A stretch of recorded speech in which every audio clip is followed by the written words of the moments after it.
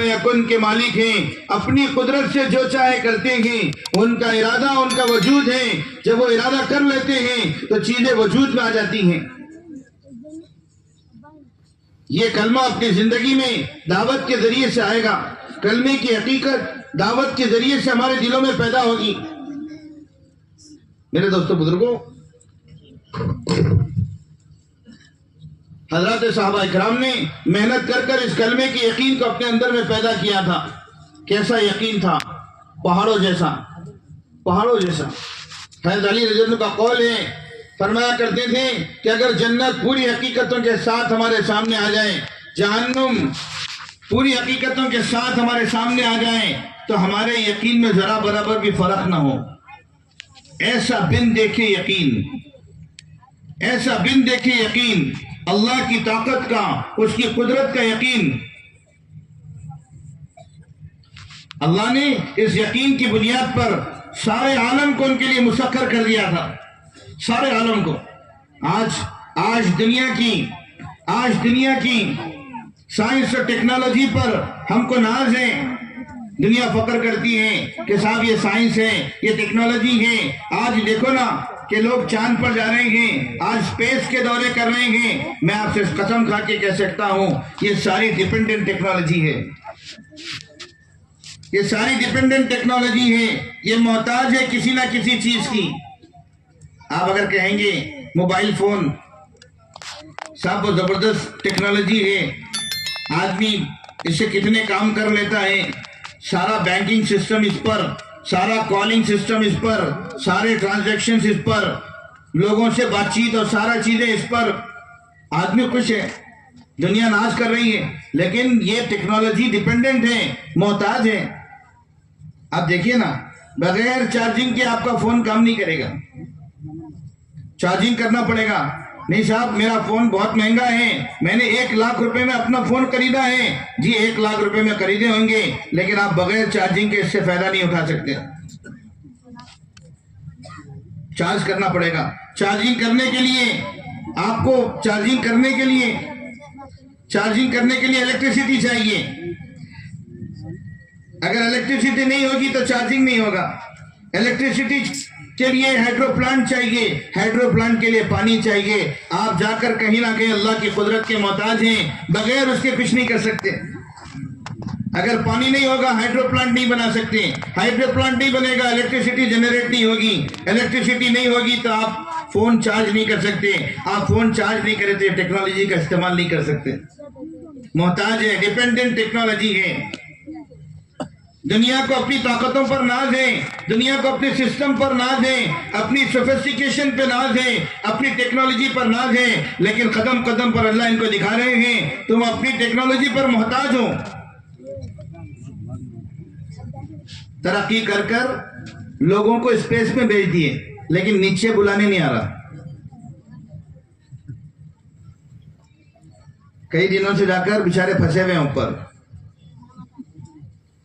دنیا کا super power کا صدر کہہ رہا ہے مجھے یقین ہے کہ یہ آدمی ڈالے گا، سارے سپر پاور۔ کتنی شرمندگی کی بات ہے، آپ اندازہ کرو۔ اور ہم کو یہ ہے کہ وہ سپر پاور ہے، اس کا یقین، اس کے طریقوں کا یقین مسلمانوں میں اتنا زیادہ ہے۔ اللہ بتا رہے دیکھو کیسے محتاج ہے، 8 مہینے سے اوپر پھنسے ہوئے ہیں، نیچے لانے نہیں آ رہا۔ یہ حقیقت ہے۔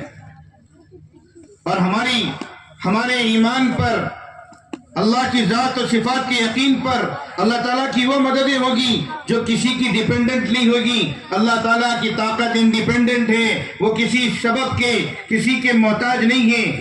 سیدنا عمر رضی اللہ عنہ مدینے میں مسجد نبوی صلی اللہ علیہ وسلم پر خطبہ دے رہے ہیں، منبر پر ہے۔ دوران خطبہ آپ نے فرمایا ساریہ پہاڑ کی طرف دیکھو۔ لوگ حیران ہو گئے کہ عمر رضی اللہ عنہ کو کیا ہو گیا۔ ساریہ تو مقابلے کے لیے بہت دور گئے ہوئے ہیں، دشمنوں سے مقابلے میں مصروف ہیں، مدینے سے کئی 100 کلومیٹر دور پر ان کی جماعت کام کر رہی ہے، اور حضرت عمر یہاں سے آواز لگا رہے ہیں۔ دن گزر گئے، بہت دنوں کے بعد میں بہت دنوں کے بعد میں جماعت واپس آئی، مسجد نبوی صلی اللہ علیہ وسلم میں کارگزاری ہوئی۔ حضرت ساریہ رضی اللہ عنہ نے فرمایا کہ ہم پہاڑ کے دامن سے گزر رہے تھے، ہمیں اس بات کا اندازہ نہیں تھا کہ دشمن پہاڑ کے دامن میں چھپا ہوا ہے۔ جیسے ہی ہم سیدھے گزرنے لگے، اچانک ہمارے کانوں میں حضرت عمر رضی اللہ عنہ کی آواز آئی کہ ساریہ پہاڑ کی طرف دیکھو۔ ہم پہاڑ کی طرف متوجہ ہوئے، جیسے ہم پہاڑ کی طرف متوجہ ہوئے ہم نے دیکھا کہ دشمن وہاں چھپا ہوا ہے، اور اس کی یہ پلاننگ تھی، اس کا یہ منصوبہ تھا کہ جیسے ہی ہم پہاڑ کی طرف آئیں گے وہ آگے سے اور پیچھے سے ہم پر حملہ کرے گا۔ لیکن حضرت عمر کی آواز کی وجہ سے ہم وہاں متوجہ ہوئے اور وہاں ان سے مقابلہ ہوا۔ اللہ نے فتح نصیب فرمائی ہے۔ میرے دوستو بزرگوں، میں آپ سب سے سوال کرتا ہوں، 1450 سال پہلے کون سا ڈیوائس تھا، کون سا اسمارٹ فون تھا، کون سی ٹیکنالوجی تھی، کون سا نیٹ ورک تھا جو حضرت عمر رضی اللہ عنہ کو اتنی دور کی چیز نظر آئی ہے اور اتنی دور اللہ نے ان کی آواز کو پہنچائی ہے؟ بولو لا الہ الا اللہ۔ یہ ہے کلمے کی طاقت۔ جب یقین بنا ہے تو اس یقین کی بنیاد پر اللہ تعالیٰ بغیر کسی ڈیوائس کے، اللہ دکھانے میں ڈیوائس کے محتاج نہیں ہے، کئی 100 کلومیٹر دور کا منظر بغیر ڈیوائس کے سیدنا عمر کو دکھا رہے ہیں اور بغیر ڈیوائس کے ان کی آواز کو وہاں پہنچا رہے ہیں۔ آپ اندازہ کرو میرے دوستوں، جب تک مسلمان اپنا یقین نہیں بنائے گا اس وقت تک باطل کی ساری طاقتوں کا اثر لیتے رہے گا۔ ایمان بنانے کے لیے مسجد کے حلقے ہیں، ایمان بنانے کے لیے مسجد میں ایمان کے حلقے ہیں۔ اپنی اپنی مسجدوں میں ایمان کے حلقے قائم کرو، لوگوں کو مسجد کے باہر لاؤ، مسجد کے باہر سے اندر لاؤ اور لا کر پھر ایمان کے حلقے قائم کرو۔ اللہ کی بڑائی کے تذکرے، اللہ کی بڑائی، اس کی قدرت کے تذکرے۔ میرے دوستو بزرگوں، آج یہ تذکرے ہمارے بیچ سے ختم ہو گئے۔ خوف زدہ مسلمان ہیں، ڈرا ہوا مسلمان ہیں، مسلمان یہ سمجھتا ہے کہ آج تو ہم لاچار و بیار و مددگار ہیں۔ خدا کی قسم، اللہ اسی طاقتوں کے ساتھ آج بھی ہیں، اس کی طاقتیں اور اس کا جو طاقتیں اور جو مدد انبیاء کے ساتھ، جو مدد صحابہ کے ساتھ تھی وہ آج بھی ہے۔ وہی اللہ ہے، وہی قرآن ہے، وہی نماز ہے، وہی دین اور دعوت کی محنت ہے۔ میرے دوستو بزرگوں، ہم بدلے ہیں۔ اگر پورے مسلمان دعوت کی محنت پر آ جاویں، اپنے یقین کو بنانے پر آ جاویں، پھر اللہ کی مدد ان کے ساتھ ہوگی، جیسے صحابہ کے ساتھ تھی۔ سیدنا عمر رضی اللہ عنہ کے زمانے میں، سیدنا عمر رضی اللہ عنہ کے زمانے میں ایران فتح کرنے کا مشورہ ہوا، جماعت ایران بھیجیں گے، ایران والوں کو دعوت دینا ہے۔ مشورے میں یہ بات آئی کہ خود عمر رضی اللہ عنہ جانا چاہیے۔ عوام کی رائے تھی سیدنا عمر رضی اللہ عنہ جائیں، خواص کی رائے تھی کہ آپ مدینے میں رہیں، آپ کے بجائے کسی اور کو بھیجیں۔ بہت دن کے مشورے کے بعد میں یہ بات طے ہوئی کہ سعد بن ابی وقاص رضی اللہ تعالیٰ عنہ چلے جائیں۔ جب ان کا نام آیا تو سب پسند کر لیے، سب کہنے لگے کہ ہاں اگر یہ چلے جاوے تو پھر حضرت عمر رضی اللہ عنہ کے جانے کی ضرورت نہیں ہے۔ حضرت سعد رضی اللہ عنہ کو جماعت کا امیر بنایا گیا اور جماعت روانہ کی گئی۔ نکلتے ہوئے ایران میں ایک پہلوان تھا، اس کا نام رستم تھا، اس کی پہلوانی کے چرچے تھے، دنیا اس سے خوف کھایا کرتی تھی، ڈرا کرتی تھی۔ لیکن یہ جانباز قافلہ، یہ مسلمانوں کا وہ مجاہد قافلہ جس کے سینوں میں خالص ایمان تھا، جو صرف اللہ سے ڈرا کرتے تھے، حضرت سعد بن ابی وقاص رضی اللہ تعالیٰ عنہ نے خط لکھا رستم کے نام پر، اور اس میں لکھا میرے ساتھ ایک ایسی جماعت ہے جو موت کو ایسا محبوب رکھتی ہے جیسے تم شراب کو محبوب رکھتے ہو۔ جماعت روانہ ہو گئی۔ جب جماعت روانہ ہوئی، رستم کو خط ملا، خوف طاری ہو گیا۔ یہ مسلمانوں کے خطوط ہوا کرتے تھے، یہ ان کے لیٹرز تھے جو دشمنوں پر لرزہ طاری کر دیتے تھے۔ آج کروڑوں کی تعداد مسلمان ہیں، لیکن آج کوئی اثر مسلمانوں کا نہیں ہے۔ حدیث میں ہے، اللہ کے نبی صلی اللہ علیہ وسلم نے فرمایا ایک دور ایسا آئے گا تم مسلمانوں کو ختم کر دینے کے لیے ایک دوسرے کو ایسا دعوت دیں گے جیسے دسترخوان پہ بیٹھنے والے ایک دوسرے کی تواضع کرتے ہیں. کسی طریقے سے پہلے ان کو ختم کر دو. جیسے ہم دسترخوان پہ بیٹھتے ہیں، یہ لے لیجئے، یہ بھی کھائیے، یہ بھی کھائیے، اس طرح ایک دوسرے کو دعوت دیں گے. اللہ کے نبی صلی اللہ علیہ وسلم نے فرمایا ایک زمانہ ایسا آئے گا کہ تم مسلمانوں کو ختم کر دینے کے لیے ایک دوسرے کو ایسے دعوت دیں گے جیسے دسترخوان پہ بیٹھنے والے ایک دوسرے کی تواضع کرتے ہیں. صحابہ نے عرض کیا اللہ کے نبی کیا اس زمانے میں ہماری تعداد کم ہوگی جو کافروں کی یہ حوصلے ہوں گے؟ فرمایا کہ نہیں، اس زمانے میں تمہاری تعداد بہت زیادہ ہوگی لیکن تم سیلاب کی جھاگ کی طرح بالکل بے جان ہوں گے. کافروں کے دلوں سے تمہارا خوف جاتا رہے گا اور تمہارے دلوں میں وہن پیدا ہو جائے گا. صحابہ نے عرض کیا وما وہن یا رسول اللہ، وہن کیا چیز ہے اللہ کے نبی؟ آپ فرما دیجئے.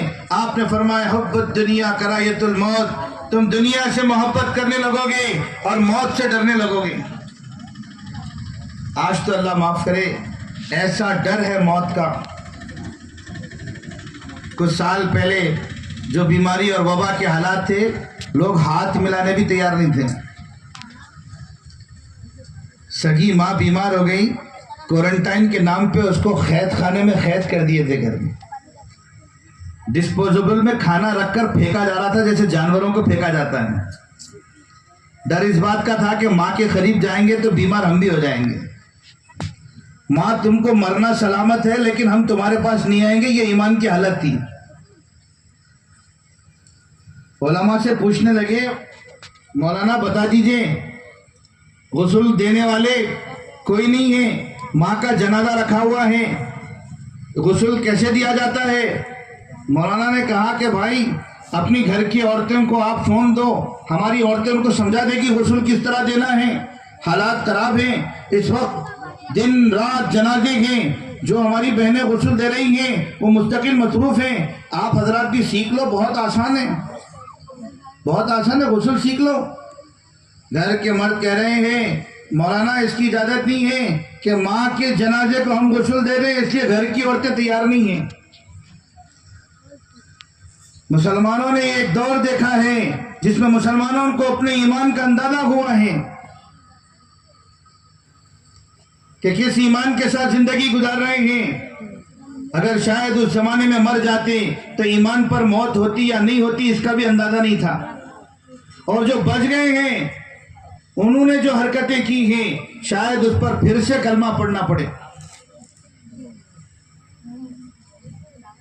سوشل ڈسٹینسنگ، کوئی کسی سے کاندھے سے کاندھا لگ گیا تو آدمی کئی دن تک ایک مسجد میں جنازہ لایا گیا، جنازہ پڑھا کر پڑھانے والے بیمار ہو گئے اور کہہ رہے ہیں دوسرے دن سے اگلے دن جنازہ نہیں پڑھاؤں گا، بیماری کا اثر شاید مجھ پر بھی ہو رہا ہے.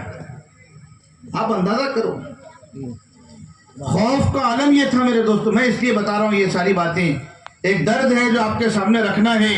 شاید ہمارے سینے ایمان سے بالکل خالی ہیں، اللہ کے غیر کا ایسا یقین دلوں میں بسا ہوا ہے، موت کا ایسا خوف ہے کہ آدمی ہر چیز کرنے کے لیے تیار ہے. ہمارے ساتھی اس زمانے میں غسل دے رہے تھے، جنازوں کو تدفین کر رہے تھے، اس لیے کہ غسال نہیں مل رہے.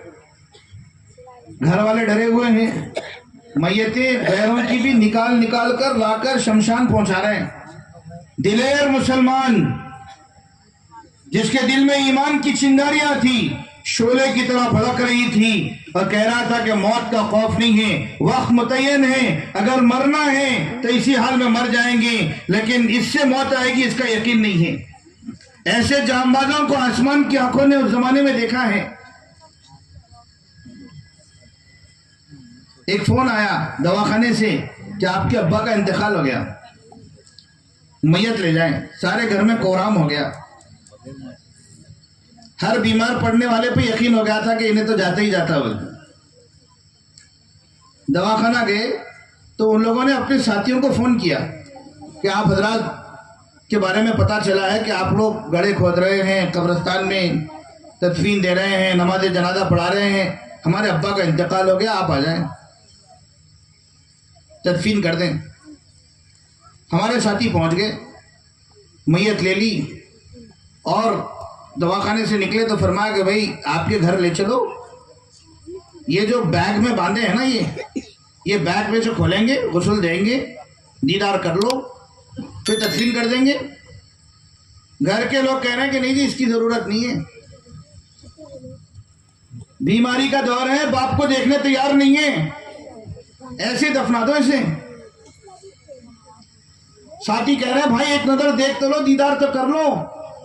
बोले जी मुकद्दर की बात है, आप गुस्ल के चक्कर में मत जाओ, इनको ऐसे ही दफनाओ। ले गए कब्रिस्तान में, नमाज जनाजा पढ़ाई, तदफीन कर दिया, वापस आए, दवाखाने से असर की नमाज के वक्त फोन आ रहा है कि भाई आपका पेशेंट आपका इंतजार कर रहा है, अभी तक नहीं आया, खाना लेकर पूछ रहा है आपके अब्बा इंतजार में। बोले हमारे अब्बा तो कब्रिस्तान पहुंच गए। अजी नहीं, आपके अब्बा तो यहाँ पे जिंदा बैठे हैं, तो बात करो इनसे। बाप कह रहा है बेटा अब तक नहीं है, भूख लगी है बहुत जोर से, आप अंदाजा करो। दूसरों को दफन करके आ गए, गलती से दूसरा फोन लगा दिया था दवाखाने वालों ने।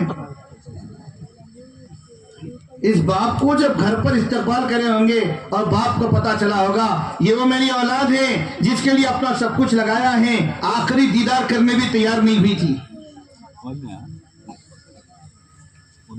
ये तो अल्लाह ने उन हालात को इसलिए लाया था कि मुसलमानों को ये बात दिखाना चाहते थे कि देखो जी तुम्हारा ईमान ये है। कोई कह दे ना अदरक की चाय, उस जमाने में व्हाट्सएप पे खबर आ गई अदरक की चाय पी लो, सारे पी रहे हैं अदरक की चाय, ऐसे पी रहे हैं जैसे बस आबे हयात है, आसमान से उतरा है, अभी पी लो। थोड़े दिन चलते हुए कोई किसी ने कह दिया साहब कुकर में लौंग डालो, इलायची डालो, दालचीनी डालो, फला डालो, उसका भपारा लो। लोग भपारा लेने जाके मुंह जला लिए, किसी तरीके से बच जावे। बात समझदार तो ये थे, हाथ सैनिटाइजर से हाथ साफ करने से हाथ साफ होते हैं, पी लेंगे तो अंदर कोरोना मर जाएगा, पी के मर गए। ये तो हमारे ईमान का हाल है मेरे दोस्तों बुजुर्गों। इसलिए मैं कह रहा हूं कि जो बच के निकल गया उस जमाने में, शायद उसको भी कलमा पढ़ना पड़े फिर से। मुसलमान तो वो था जो दुनिया को बताता कि मौत तो अपने वक्त पर आएगी, आदमी मरने की कोशिश भी करे तो नहीं मर सकता, मौत का वक्त तय है, एक सेकंड इधर उधर नहीं हो सकता। आओ दुआओं के जरिए से अपनी अल्लाह से मदद मांगते हैं। बीमार हो जाए, हदीस में इसका मफहूम है, बीमार हो जावे। हुजूर अलैहिस्सलाम बीमार हुए, हजरत जिब्राइल आ गए, फरमाया अल्लाह के नबी आप बीमार हैं, मैं दुआ सिखाता हूँ। दुआ सिखा रहे हैं, बिस्मिल्लाहि अर्कीका मिन कुल्ली शैइन युज़ीका मिन शर्रि कुल्ली नफ्सिन अव ऐनि हासिदिन अल्लाहु यशफीका बिस्मिल्लाहि अर्कीका। दुआ सिखाई जा रही है, अल्लाह से मदद मांगी जा रही है। हसनैन बीमार हो गए, फिर जिब्राइल आ गए, हुजूर अलैहिस्सलाम से कहने लगे क्या बात हो गई, आप गमगीन हैं? फरमाया हसनैन बीमार हैं। दुआ सिखा रहे अज़हिबुल बास रब्बन नास वशफी अंत शाफी ला शिफा इल्ला शिफाउका शिफा ला युगादिरु सक़मा। दुआ सिखा रहे हैं, कैसी दुआ है, जुमलों से भी, इसके जुमलों से ईमान टपक रहा है। लोगों के रब शिफा दीजिए, आप शिफा देने वाले हैं, ऐसी शिफा दीजिए कि इस शिफा के बाद बीमारी मुकम्मल खत्म हो जाए। हम जानते नहीं है, बीमार होते की नजर डॉक्टर पे, बीमार होते की नजर दवाओं पे, बीमार होते की हदीस में इसका मफहूम है अपने बीमारों का इलाज सदक़े से किया करो। हम में से कितने हैं जो ये यकीन करते हैं अमल के जरिए से सदका दे रहे हैं। हदीस में है सूरह फातिहा में मौत के अलावा हर बीमारी से शिफा है। हम में से कितने हैं जो अपने बीमारों पर सूरह फातिहा पढ़ के दम करते हैं? आप बताओ तो सही। आज तो अल्लाह माफ करे, है सारा सिस्टम फेल है मेरे दोस्तों। जिस सिस्टम पे हमको यकीन है ना, ये सारा सिस्टम फेल है। इस यकीन को बनाने के लिए अल्लाह के रास्ते की मेहनतें हैं, मस्जिद में ईमान के हल्के हैं। जब तक अपने घरों में, अपनी मस्जिदों में ईमान के हल्के नहीं लगाएंगे, ईमान सही नहीं हो सकता। ईमान सही नहीं हो सकता। ईमान सही नहीं हो सकता। मिलावट वाले ईमान पर अल्लाह की तरफ से कोई वादे नहीं है। अल्लाह पालते हैं, पालने में दुकान के मोहताज है, नौज बिल्लाह। ہمارا یقین یہ ہے ہاں جی اللہ تو پالتے ہیں، لیکن بغیر دکان کے کیسے پالیں گے؟ بغیر کھیت کے کیسے پالیں گے؟ بغیر نوکری کے کیسے پالیں گے؟ میرا آپ سے سوال ہے، اصحاب کہف کو اللہ نے 300 سال غار میں رکھ کر پال کر دکھایا، بتاؤ کون سی دکان تھی؟ سورہ کہف پڑھتے ہو نا؟ ہر جمعے کو پڑھنے کی ترغیب ہے، ہر جمعے کو پڑھنے کی ترغیب ہے۔ جو ہر جمعے کو پڑھے گا وہ فتنوں سے بچ جائے گا اگلے جمعے تک۔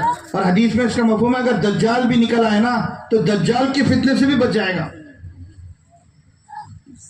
اس واقعے میں آپ تفسیر پڑھنا کبھی اس کی۔ وہ جو اصحاب کہف تھے نا، وہ جو لوگ تھے کہف والے، وہ لوگ ایمان بچانے کے لیے اپنا وہاں شہر سے بھاگے اور بھاگ کر ایک قلعے میں چھپ گئے، ایک غار میں چھپ گئے، اور انہوں نے بہت دور جا کر پہاڑوں میں ایک غار میں پناہ لی، غار کا دروازہ بند کر دیا، اور وہاں پر اللہ نے ان کو سلا دیا۔ میرے دوستو بزرگوں، دن 2 دن، سال 2 سال، مہینہ 2 مہینہ نہیں، 300 سال تک سو گئے۔ کتنے سال تک؟ 300 سال تک سو گئے۔ 300 سال کے بعد جب آنکھ اللہ نے کھلی، اٹھے تو بھوک لگنے لگی، سارا سسٹم برابر ہے۔ اگر ایک 2-4-5 گھنٹے نیند کی گولی کسی کو کوئی دوا میں دے دیا ڈاکٹر، کھا کے اٹھا تو کمر ہاتھا پیرا پکڑ لیتے، اتنی دیر سو گئے تھے زیادہ بول کے۔ قربانی کا گوشت صبح میں آیا، دوپہر تک فریج میں نہ رکھ دیے تو پیلا پڑ جاتا، نیلا پڑ جاتا، بو آنے لگتی، بچا نہیں سکتے بغیر فریج کے۔ اور یا اللہ بغیر کسی سسٹم کے کتنے سال؟ ارے بولو نا کتنے سال؟ 300 سال سلا دی۔ بولو لا الہ الا اللہ۔ یہ ہے میرے دوستو، ہے اس اللہ کی یقین کو پیدا کرنے کی ضرورت ہے میرے دوستو بزرگ۔ اللہ ہمارے ساتھ ہے، ہماری شرک سے زیادہ قریب ہیں، ہماری مدد کرنا چاہتے ہیں۔ اللہ نے وعدہ فرمایا ہے زمین کی خلافت تو مسلمانوں کے لیے ہے بشرطے کہ تم مومن ہو۔ ایمان تو لائے اندر میں، ملاوٹ والے ایمان پر زندگی گزر رہی ہے۔ یونس علیہ السلام کو مچھلی کے پیٹ میں زندہ رکھ کر دکھایا، کتنے دن؟ 40 دن تک۔ کتنے دن تک؟ ارے بولو کتنے دن تک؟ مچھلی کے پیٹ میں زندہ ہے، کوئی دکان نہیں ہے، کوئی جاب نہیں ہے، کوئی نوکری نہیں۔ اللہ بتا رہے ہیں قدرت ہماری ہے، طاقت ہماری ہے، جو چاہے کرتے ہیں، جب چاہے کرتے ہیں، کرنے میں کسی کے محتاج نہیں ہیں۔ ابراہیم علیہ السلام کو آگ میں ڈالا جا رہا ہے۔ میرے دوستو بزرگوں، انبیاء کے ساتھ غیبی تائیدات کے واقعات جب تک اس کے مذاکرے نہیں کریں گے، صحابہ کے ساتھ غیبی تائیدات کے مذاکرے جب تک اس کی مذاکرے اپنی مسجدوں میں، اپنے گھروں میں نہیں کریں گے، باطل کی ہر حربے سے متاثر ہوتے جائیں گے، ڈر کر خوف سے زندگی گزاریں گے۔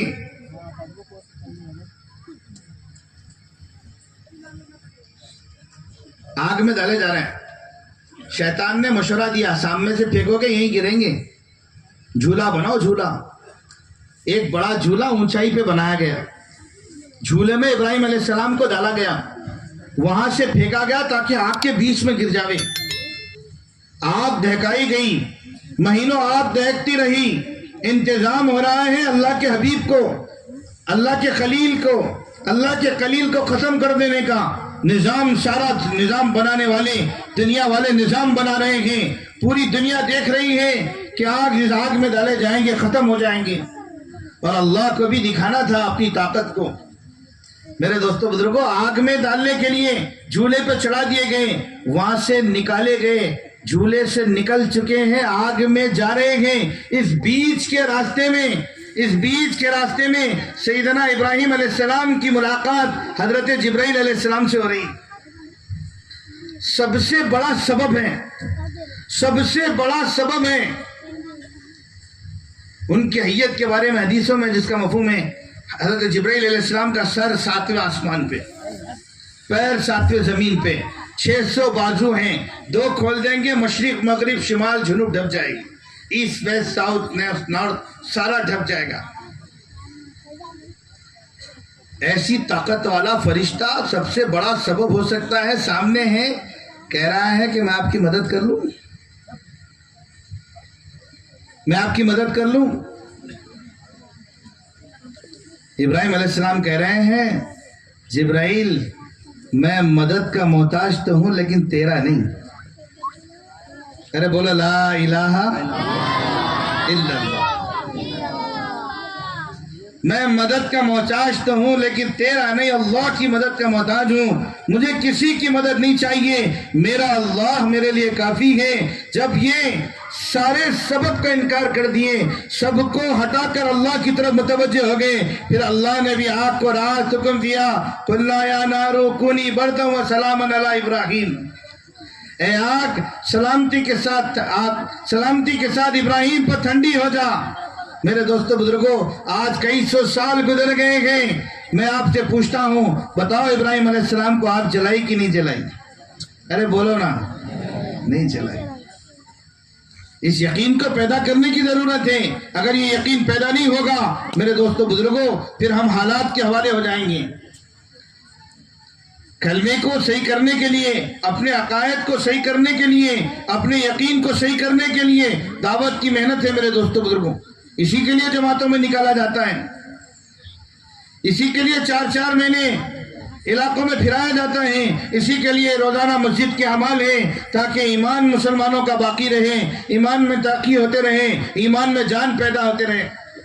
تو میں واقعہ کہہ رہا تھا، سعد ابن ابی وقاص رضی اللہ تعالیٰ عنہ ایران تشریف لے جا رہے ہیں. رستم کو خط لکھا، رستم میرے ساتھ ایک ایسی جماعت ہے جو موت کو ایسا محبوب رکھتی ہے جیسے تم شراب کا محبوب رکھتے ہیں. ان کے اس خط سے لرزہ طاری ہو گیا. اس نے خواب میں دیکھا عربی گھوڑے آئے ہیں اور ایران کے سارے ہتھیاروں پر مہر لگا دی گئی. سمجھ گیا کہ جس طرف کو چلتے ہیں کامیابی ان کے قدم چومتی ہے، ملک کے ملک ان کے حوالے ہو رہے ہیں، ان سے مقابلہ کرنا مشکل ہے. خوف طاری ہو گیا. بادشاہ سے کہنے لگا، بادشاہ مجھے اپنے پاس رکھنا، میدان میں مسلمانوں سے مقابلے کے لیے نہیں بھیجنا. بادشاہ نے کہا کہ نہیں جانا تمہیں کو ہے. میدان میں آیا. اس نے سوچا کہ ایک کام کرتے ہیں، مسلمان جس راستے سے آ رہے ہیں اس راستے میں بیچ میں دریا پڑتی ہے دجلہ. یہ جو دجلہ ہے نا، جیسے ہماری گوداوری، کرشنا، یہ تو چھوٹی ہے. دجلہ بہت گہری اور بڑی دریا ہے، آپ کبھی اس کے بارے میں معلوم کرنا. اس نے کہا کہ اس کے اوپر جو پل ہے اس کو توڑ دو، کشتیاں جلا دو، مسلمانوں کے آنے کا کوئی راستہ نہ ہو. یہ وہ کرے جہاں تک ان کا یقین تھا. صحابہ پہنچے، جائزہ لیا، پل ٹوٹے ہوئے ہیں، کشتیاں جلے ہوئے ہیں، کیا کرنا چاہیے؟ مشورہ ہو رہا ہے. رائے یہ آ رہی ہے امیر المومنین، جماعت کے امیر صاحب سعد ابن ابی وقاص کو ساتھی ان کے یہ مشورہ دے رہے ہیں دریا پر گھوڑے دوڑائیں گے. ہمارا امیجنیشن بھی نہیں ہے، ہم تو تصور بھی نہیں کر سکتے. جا رہے ہیں، راستے میں ندی مل گئی، برج کا کنسٹرکشن چل رہا، چلو اسپلینڈر اس میں ڈال دے سکتے ہو، سوچ بھی نہیں سکتے. مشورہ ہو رہا. سعد ابن ابی وقاص رضی اللہ عنہ نے فرمایا کہ اگر ہم میں سے کوئی گناہ کبیرہ کا مرتکب ہے توبہ کر لیں، اس لیے کہ گناہ کبیرہ کے ساتھ اللہ کی مدد نہیں آئے گی. بڑا گناہ، جھوٹ بولنا بڑا گناہ ہے، غیبت کرنا بڑا گناہ ہے، چغلی کرنا بڑا گناہ ہے، شراب پینا بڑا گناہ ہے، ٹخنوں کے نیچے کپڑے کا رکھنا بڑا گناہ ہے، ایک مجھ سے نیچے داڑھی کا رکھنا بڑا گناہ ہے. آپ معلوم کرنا علماء سے کتنے گناہ ہیں. آج تو مسلمان گناہ کو گناہ بھی نہیں سمجھ رہا. اور وہاں سعد ابن ابی وقاص اپنی جماعت سے کہہ رہے ہیں کہ اگر کوئی گناہ کبیرہ کرا ہوا ہے تو توبہ کرے ورنہ اللہ کی مدد نہیں آئے گی. آسمان کی آنکھوں نے ایسا منظر دیکھا ہے، ایسی جماعت دیکھا ہے کہ اس سارے ہزاروں کے مجمع میں ایک آدمی بھی گناہ کبیرہ کا مرتکب نہیں تھا.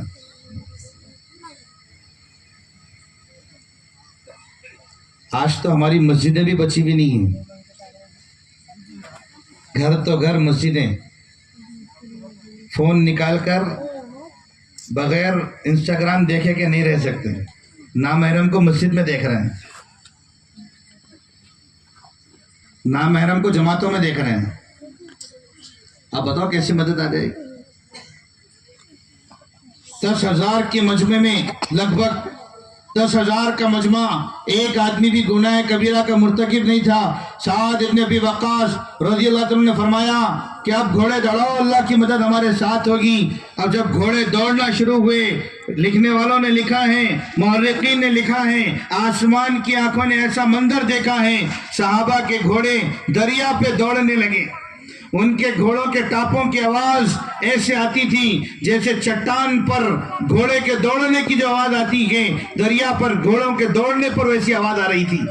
ईरानियों ने ये मंजर देखा तो उन्होंने कहा कि इंसान नहीं है, देव आमदन, ये तो देव हैं, देखो ना पानी पर घोड़े दौड़ा के आ रहे हैं।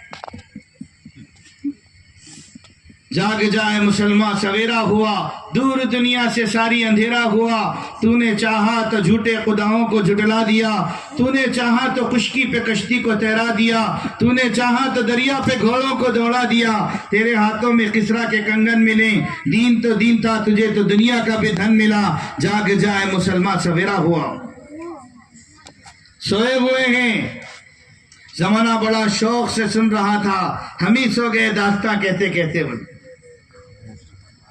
मुसलमानों को जागने की जरूरत है, ईमान बनाने की जरूरत है, आमाल बनाने की जरूरत है। अल्लाह की मदद करीब है। अल्लाह कह रहे हैं मेरी मदद तुम्हारे करीब है। नसरुम मिनल्लाहि व फतहुन करीब। अल्लाह की मदद हमारे करीब है। मदद लेने के लिए वो यकीन चाहिए, यकीन बनाना पड़ेगा मेरे दोस्तों बुजुर्गों, यकीन बनाना पड़ेगा। अगर यकीन नहीं बनेगा मेरे दोस्तों बुजुर्गों, फिर हम हालात के शिकार हो जाएंगे। कदम कदम पर उलझने आएंगी, कदम कदम पर मोहताजगी आएगी, कदम कदम पर हालात आएंगे। अगर यकीन मुसलमान बनाएगा अल्लाह की मदद इसके साथ हो जाएगी। तैयार है सब इसके लिए, यकीन बनाने के लिए? कौन कौन तैयार है? जरा हाथ तो उठा लो। ये यकीन बनेगा अल्लाह की रास्ते की मेहनतों पर। जितना अल्लाह के रास्ते में अपने आप को निकालेंगे, दुकान का यकीन दिल से निकलेगा, माल का यकीन दिल से निकलेगा, चीजों का यकीन दिल से निकलेगा, बीवी बच्चे और उनकी मोहब्बतों का यकीन दिल से निकलेगा। फिर मेरे दोस्तों बुजुर्गों, ये यकीन वाला वो होगा जो अल्लाह से मांगेगा, अल्लाह की मदद इसके साथ होगी, अल्लाह की मदद इसके साथ होगी। आज मददें हमारे साथ नहीं है। आज पूरी दुनिया के अंदर में 62 मुल्कों पे मुसलमानों की हुकूमत है। आइटम न्यूक्लियर की ताकतें रखने वाला मुसलमान आज दुनिया के अंदर में बेबस मोहताज नजर आ रहा है। उसकी वजह यह है जिस चीजों से यकीन, जिस चीजों से मदद उतरती है वो यकीन है। आज मुसलमानों के दिलों में वो यकीन नहीं है। चीजों का यकीन होगा, अल्लाह चीजों के हवाले कर देंगे। माल का यकीन होगा, अल्लाह माल के हवाले कर देंगे। हुकूमतों का यकीन अल्लाह ताला हुकूमतों के हवाले कर देंगे कि इससे अपनी मदद करके दिखा लो। अल्लाह का यकीन होगा, फिर अल्लाह मदद करके दिखाएंगे। हुकूमत नहीं होगी, मदद करके दिखाएंगे। चीजें नहीं होगी, मदद करके दिखाएंगे, जिस तरह सहाबा की मदद कर दिखाए थे। दूसरी चीज, अल्लाह की मदद को जमीन पर उतारने के लिए वो हजरत मोहम्मद सल्लल्लाहु अलैहि वसल्लम की सुन्नतें हैं। आज के मुसलमान की सबसे बड़ी गलती ये हुई, हुजूर से मोहब्बत का दावा है, अल्लाह के नबी सल्लल्लाहु अलैहि वसल्लम से इश्क का दावा है, लेकिन अल्लाह के नबी के तरीकों को जिंदगी में जगह देने के लिए तैयार नहीं है। इश्क नबी का दावा तो आसान बहुत है साकिब, फरमाने नबी पर आमिल होना सबके बस की बात नहीं। दावों से काम नहीं चलेगा, अमली जिंदगी चाहिए। कोई हमारे नबी की शान में गुस्ताखी कर दी, दिल लरस जाता है। मुसलमान सड़क पर आने के लिए तैयार है, अपनी जान की बादी देने के लिए नारे लगाने तैयार है, लेकिन अल्लाह के नबी के तरीके को जिंदगी में लाने के लिए तैयार नहीं है। मेरे नबी के खाने की सुन्नत क्या है, मेरे नबी के पानी पीने की सुन्नत क्या है, मेरे नबी के मस्जिद में आने की सुन्नत क्या है, मेरे नबी के मस्जिद से निकलने की सुन्नत क्या है। आज का मुसलमान चार्ल्स बाबेज की जिंदगी जानता है, आज का मुसलमान जनरेशन ऑफ कंप्यूटर्स को जानता है, आज का मुसलमान आइंस्टाइन की थ्योरियों को जानता है, आज का मुसलमान दुनिया में सब कुछ जानता है, इसको सब कुछ इल्म है, लेकिन अपने नबी के तरीकों का इल्म नहीं है।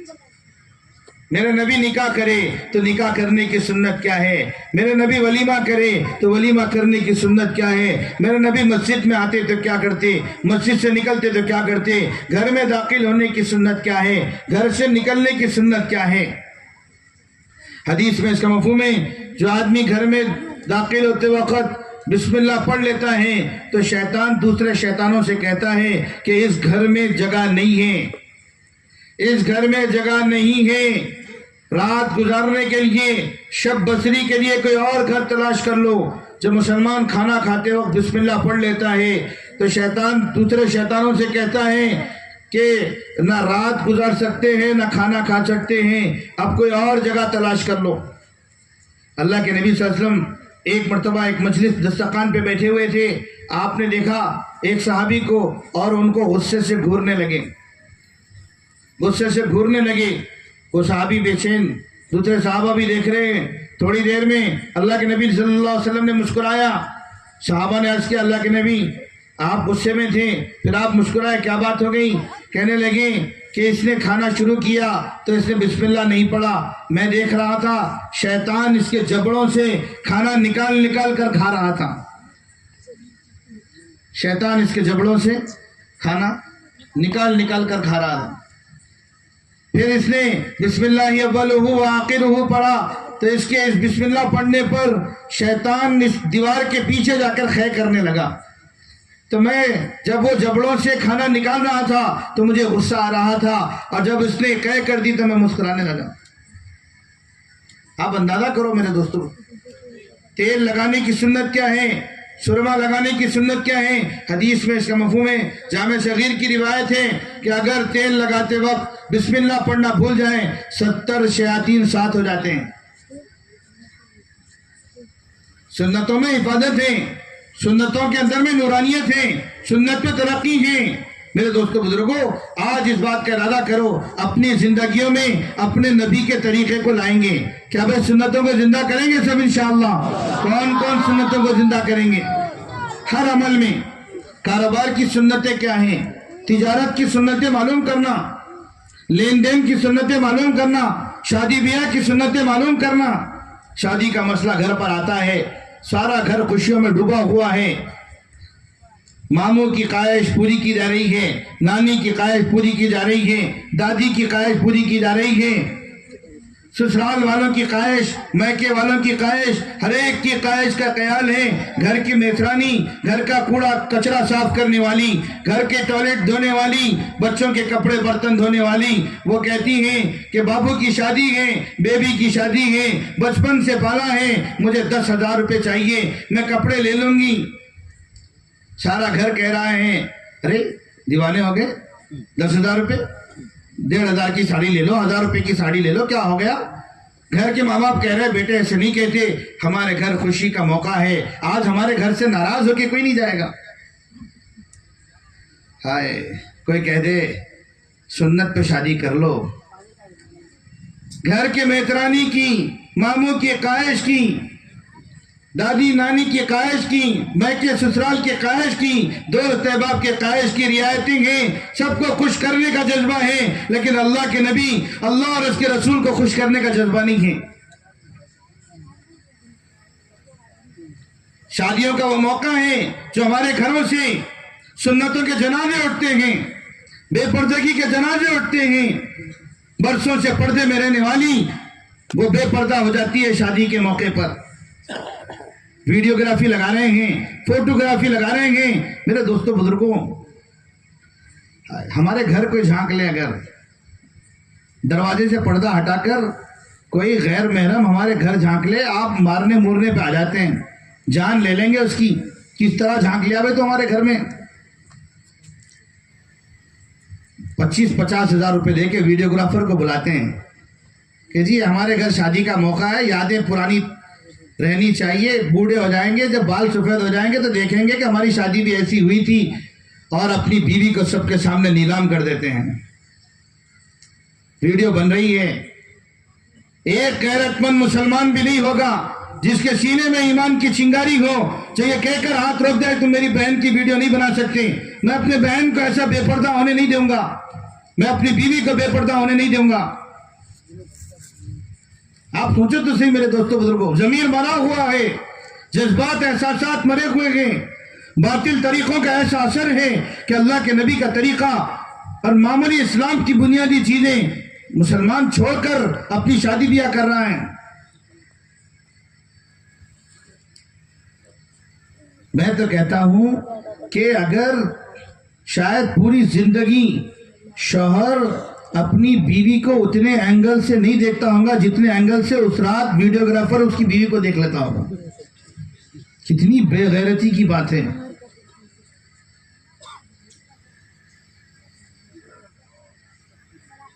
نامحرم ہاتھ لگا رہا ہے ٹھڈی کو کہ آپ اپنی ٹھڈی اوپر کریے، اس کی ویڈیو بنانا ہے، آپ کے سینے کے زیور کا ویڈیو بنانا ہے، آپ کے ہاتھوں کا ویڈیو بنانا ہے۔ ساری مجلس میں ہزاروں کی تعداد میں لوگ موجود ہیں، ایک مرد مجاہد یا ایک ایمان والا مرد یا ایک ایمان والی عورت جس کے سینے میں غیرت ہو، جس کے دل میں غیرت ہو، یا اسلام کی ذریعے چنگاری باقی ہو، کوئی یہ کہہ کے روک دے کہ یہ ہمارا طریقہ نہیں ہے، ہم اپنی بچی کو، ہماری بہن کو، ہماری بیوی کو، ہماری بہو کو اس طرح نیلام ہونے نہیں دیں گے۔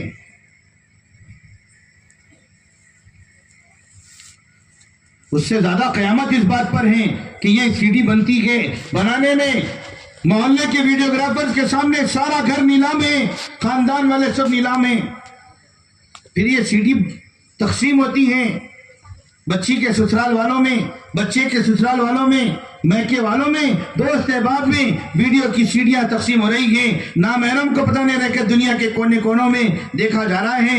آپ اندازہ کرو کیا ان شادیوں کے بعد میں مجاہد پیدا ہوں گے؟ کیا ان شادیوں کے بعد میں علماء افقاد پیدا ہوں گے؟ کیا ان شادیوں کے بعد میں دین کے علمبردار پیدا ہوں گے؟ دین کے مجاہد، دین کے مجدد پیدا ہوں گے؟ آپ اندازہ کرو۔ اپنی شادیوں کو سنتوں پر لاؤ، رواجی طریقوں سے اپنی شادیوں کو پاک کرو، سادگی پر آؤ۔ آج ہماری بہن بیٹیاں جو غیروں کے حوالے ہو رہی ہیں، اس کا سب سے بڑا وجہ علماء نے یہ لکھا ہے ایمان کی کمزوری کے بعد میں شادیوں کے خرافات ہیں، جس کی وجہ سے اپنی بچیاں دو پر لگی ہوئی ہیں، عمریں گزرتے جا رہی ہیں، ماں باپ کے سینے پہ وزن بنی ہوئی ہیں، بوجھ کا شکار ہیں کہ ان کے پاس اتنے پیسے نہیں ہیں کہ اپنی بچی کا خوشی کے ساتھ میں اس کی ڈولی گھر سے اٹھا دیں۔ ناچ گانے کے ساتھ میں دروازے کے سامنے سے بہن جا رہی ہیں اور پردے کے پیچھے، دیوار کے پیچھے کچھ آئے ہیں، کچھ آنسواں ہیں جو اندر اندر گر رہے ہیں، وہ ان بچیوں کی ہیں جن کی عمریں گزری جا رہی ہیں، مال کے نہیں ہونے کی وجہ سے وہ ان کے ہاتھ لال نہیں ہو سکے، ان کے لیے کوئی قابل نہیں مل سکا، ان کے باپ کے پاس اتنا پیسہ نہیں ہے، وہ گھٹ گھٹ کر ان کے جو گرتے ہوئے آنسو ہیں وہ مسلمانوں پر قیامت برسا رہے ہیں۔ اسے آج ارادہ کرو، اپنی شادیوں میں سنتوں کو لائیں گے، کبھی لائیں گے انشاءاللہ، کٹنم سے پاک، جہیز مت لو،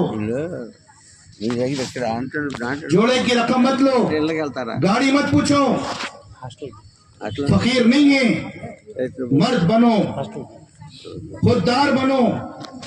مسلمان خوددار ہوتا ہے، اللہ کے خزانے سے لے کے دنیا کو دیتا ہے، بھکاری بن کر سسرال والوں سے مانگ رہے ہیں گاڑی دے دو، بنگلہ دے دو، پلاٹ دے دو، سامان دے دو۔ نہیں میرے دوستو بزرگوں، خودداری کے ساتھ میں سنت طریقے پر سادگی کے ساتھ میں نکاحیں کرو، پھر دیکھو آپ ہمارے ارتداد کی یہ ہوائیں جو عورتوں کے ذریعے سے، ہماری بچیوں کے ذریعے سے یہ ارتداد رک جائے گا۔ آج پورے علاقے کے اندر میں، آج ملک کے اندر میں، ہمارے اس ملک کے اندر میں، ہمارے ان علاقوں کے اندر میں یہ سب سے بڑی بات ہے، مسلمان سنت چھوڑ کر زندگی گزار رہا ہے۔ کھانے کی سنت نہیں جانتا، پانی پینے کی سنت نہیں جانتا، ہمارے بیوی بچے نہیں جانتے، لباس کی سنتیں نہیں جانتے، نماز کی سنتیں نہیں جانتے، وضو کی سنتیں نہیں جانتے، غسل کی سنتیں نہیں جانتے، پاک کیسے ہونا ہے، بیوی سے ملاقات ہو گئی، پاکی کا کیا طریقہ ہے مسلمان نہیں جانتا، ناپاکی کے ساتھ زندگی گزار رہا ہے۔ اللہ کے راستے میں نکلیں گے، اللہ کے راستے میں نکلیں گے، یہ ساری باتیں زندگی میں آئے گی، سنتوں کے ساتھ زندگیاں گزرے گی، سادگی کے ساتھ زندگی گزرے گی۔ سلام ہے ان نوجوانوں پر، اللہ کے احسان ہے کہ آج دنیا اس بات کو دیکھ رہی ہے، اللہ کے راستے میں وقت لگا کر آئے ہیں، سادگی کے ساتھ شادی کر رہے ہیں۔ آپ کے گھر کا سامان نہیں چاہیے، آپ کے لخت جگر کو اور آپ کے دل کے ٹکڑے کو ہم اپنے گھر لے جائیں گے، آپ سیدھے سادے لباس کے ساتھ ہمارے حوالے کر دو، ہم کو آپ سے کچھ نہیں چاہیے، اللہ کا دیا ہمارے پاس بہت ہے، روکی سوکی کھلا لیں گے، لیکن آپ پر اپنے بچی کو بوجھ بننے نہیں دیں گے۔ ایسے نوجوان تیار ہو گئے، ایسے نوجوان تیار ہو گئے۔ اس لیے میرے دوستو بزرگوں، سنتوں کو زندگی میں لانا، سنتوں کے معاشرے کو عام کرنا مسلمانوں کا شعار ہے۔ ایک علاقے میں گڑبڑ ہو گئی، آپس میں فساد جیسی شکل ہو گئی، بڑے طبقے والے لوگوں نے اعلان کر دیا صبح یہ کمتی لوگ ہیں، بس ان کا صفایت ایسے ہی کر دیں گے۔ مسجد میں مشورے کے لیے سب جمع ہو گئے، کیا کرنا چاہیے، گاؤں چھوڑ کے چلے جائیں، شہر چھوڑ کے چلے جائیں، کیا ہونا چاہیے۔ مشورہ ہوا، امیر صاحب نے کہا کہ دیکھو بھائی، ہم تو حالات میں کام کو نہیں چھوڑیں گے، حالات میں میدان بھی نہیں چھوڑیں گے، گھبرانے والی بات نہیں، اللہ کی مدد ہمارے ساتھ ہے۔ میری ایک بات سن لو، سب کے سب سنتوں پر آ جاؤ۔ بولے اتنی جلدی کیسے آ جائیں گے، بٹن تھوڑا ہی ہے کہ ہماری داڑھی ایک سے ایک دم بڑھ جائے۔ تو بولے لباس تو پہن سکتے ہو، بولے ہاں کرتا پاجامہ پہنیں گے زبردست، بولے ٹھیک ہے کرتا پاجامہ پہن لو، وائٹ ٹوپی ہونی چاہیے، وائٹ کرتا پاجامہ ہونی چاہیے، فجر کی نماز کو سارے مسلمان مسجد میں ہونی چاہیے، بازاروں میں جب جائیں گے کاروبار کے لیے سفید کرتا پاجامہ اور اپنا سفید ٹوپی پہن کر اور اس طرح پر اپنے بازاروں پر آفسوں میں جائیں گے۔ صبح ہوئی، نظارہ یہ دیکھا گیا گلی گلی میں وائٹ ٹوپی نظر آ رہی، بازاروں میں وائٹ ٹوپی کرتا پاجامہ، غیروں میں ایک دم الجھن ہو گئی، یہ کیا ہو گیا؟ ایسا لگتا ہے راتوں رات لوریوں کے لوری بھر کے آئے ان کے پاس۔ اللہ نے ایسا روب ڈالا ہے، سنتوں میں روب ہے، سنتوں میں طاقت ہے، ایسا روب اللہ غیروں پر ڈالتے کہ انہوں نے کمپرومائز کے لیے ہاتھ بڑھا دیا کہ بھئی ہم تو برسوں سے مل جل کے رہ رہے تھے، مل جل کے رہ لیں گے، یہ لڑائی جھگڑا کس بات کا ہے؟ آج تو ہم سنتیں ہلکے، ہم سمجھتے ہیں سنتیں ہلکے ہیں، کر لیں گے بھی تو ٹھیک ہے، نہیں کریں گے بھی تو ٹھیک ہے۔ میرے دوستو بزرگوں، مسلمان اس وقت تک کامل مسلمان نہیں ہو سکتا جب تک اس کی زندگیوں میں نبی کی سنتیں نہ آ جائیں۔ گھبراؤ نہیں، سنتوں پہ چڑھنے میں گھبراؤ نہیں، لوگ کیا کہیں گے، کون بچی دے گا، کون نوکری دے گا۔ میں آپ سے قسم کھا کے کہہ رہا ہوں، خالق کائنات کے پاس، اللہ رب العزت کے پاس اپنے نبی کے طریقے کی وقت ہے، اپنے نبی کے طریقے کا مقام ہے، جو نبی کے طریقے کو اختیار کرے گا اللہ اس کے لیے روزی کے دہانوں کو کھول دیں گے، روزی کا انتظام اللہ اپنی قدرت سے کریں گے۔ 4 مہینے لگا کے آئے، ایک 4 مہینے میں پوری برسوں کی باطل کی طاقت ختم ہو گئی، سنتوں کے ساتھ واپس ہو رہے ہیں۔ سمجھ میں آ گیا نبی کا طریقہ کیا ہے۔ ایک کمپنی میں ایک کمپنی کی کارگزاری، داڑھی رکھا ہوا تھا بچہ۔ آج کا ماحول ایسا ہے، حدیث میں اس کا مفہوم ہے، قیامت سے پہلے ایک دور ایسا آئے گا دین پہ چلنا ایسا مشکل ہو جائے گا جیسا انگار کا ہاتھ پہ رکھنا، جیسے انگار کا ہاتھ پہ رکھنا۔ حدیث میں اس کا مفہوم ہے برائی کی دعوت دی جائے گی، نیکیوں سے روکا جائے گا۔ آج گھروں میں سنتوں سے روکتے ہیں۔ ایک بچے کے ہم تشکیل کر کے لے گئے، وہ گھر کی ماں ہم سے دروازے پر آ کے یہ کہنے رہے گی اللہ کا واسطہ ہے تم جماعت والوں کو کسی طریقے سے ہمارے بچے کو لے جاؤ، سارا گھر جہنم بنا رکھا ہے، ہم پریشان ہیں۔ ماں اپنے بچے کے بارے میں کہہ رہی تھی کاش پیدا نہیں ہوتا تو اچھا تھا۔ اللہ کی شان، جماعت میں لے گئے، 3 دن میں کائنات بدل گئی۔ بچے کو بات سمجھ میں آ گئی، ماں کے پیر پکڑ کے رونے لگا، معاف کر دو غلطی ہو گئی۔ ماں خوش ہو گئی، ایسے دعائیں دروازے سے چیخ چیخ کے کہہ رہی تھی اللہ جماعت والوں کو اچھا رکھو، میرے ایک بچے کو جس کے بارے میں ہم یہ کہہ رہے تھے جہنم بنا دیا، جنت بنا دیا گھر کو۔ تھوڑے دن گزرے، بچہ نماز کو آنے لگ گیا، اور تھوڑے دن گزرے مسجد و جماعت میں بیٹھنے لگ گیا، اور تھوڑے دن گزرے بچے کے چہرے پہ داڑھی آنے لگ گئی۔ اب ماں کہہ رہی بیٹے بڈھے دکھ رہے ہیں، داڑھی کٹا لو۔ وہ کہنے لگا امی یہ تو نبی کی سنت ہے، یہ نہیں کٹے گی۔ وہ کہنے لگی نہیں بیٹے یہ تو تمہاری عمر ہی کیا ہے، بڈھے ہو کے چھوڑ لینا۔ ابے تو داڑھی چھوڑ لے گا تو تجھے بچی کون دے گا؟ آج کا ٹرینڈ الٹا ہے، آج داڑھی والوں کو بچیاں مل رہی، ٹرینڈ الٹا ہے. آپ سروے کر کے دیکھنا کبھی، ٹرینڈ الٹا چل رہا. آج نہیں ہے بولے تو ڈاؤٹ فل ہے، انہیں ہے بولے تو او ہو دے دو. میرے کو بلائے گھر پہ، بلا کے کہنے لگے کہ بھائی صاحب ہم جو ہے یہ بچے کو بدلنے کے واسطے بولے تھے، لیکن اتنا بدلنے کے واسطے نہیں بولے تھے. ذرا آپ لوگ بول کے داڑھی کٹا لیے تو اچھا رہتا. بول رہے ہیں میں انا للہ و انا الیہ راجعون. اللہ ماں آپ کس کی نبی کے طریقے بھلا اگر اس کی داڑھی کٹ گئی تو پھر گھر جہنم بنا دیتا انہیں. آپ سوچ لو، فیصلہ آپ کا ہے.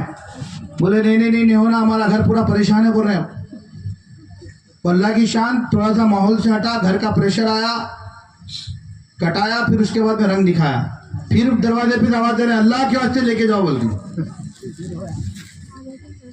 جاب کے واسطے گئے، داڑھی تھی تو پڑھائی لکھائی ماشاءاللہ زبردست تھی. بچے کے ساری سی وی اور ان کے جتنے بھی ان کے کریڈینشیلز تھے اس کو دیکھ کر انہوں نے کہا کہ بہت زبردست آپ کی پڑھائی ہے اور آپ ہمارے جاب کے یہ پوزیشن کے لیے سوٹیبل آدمی ہیں، آپ کو جاب مبارک ہے.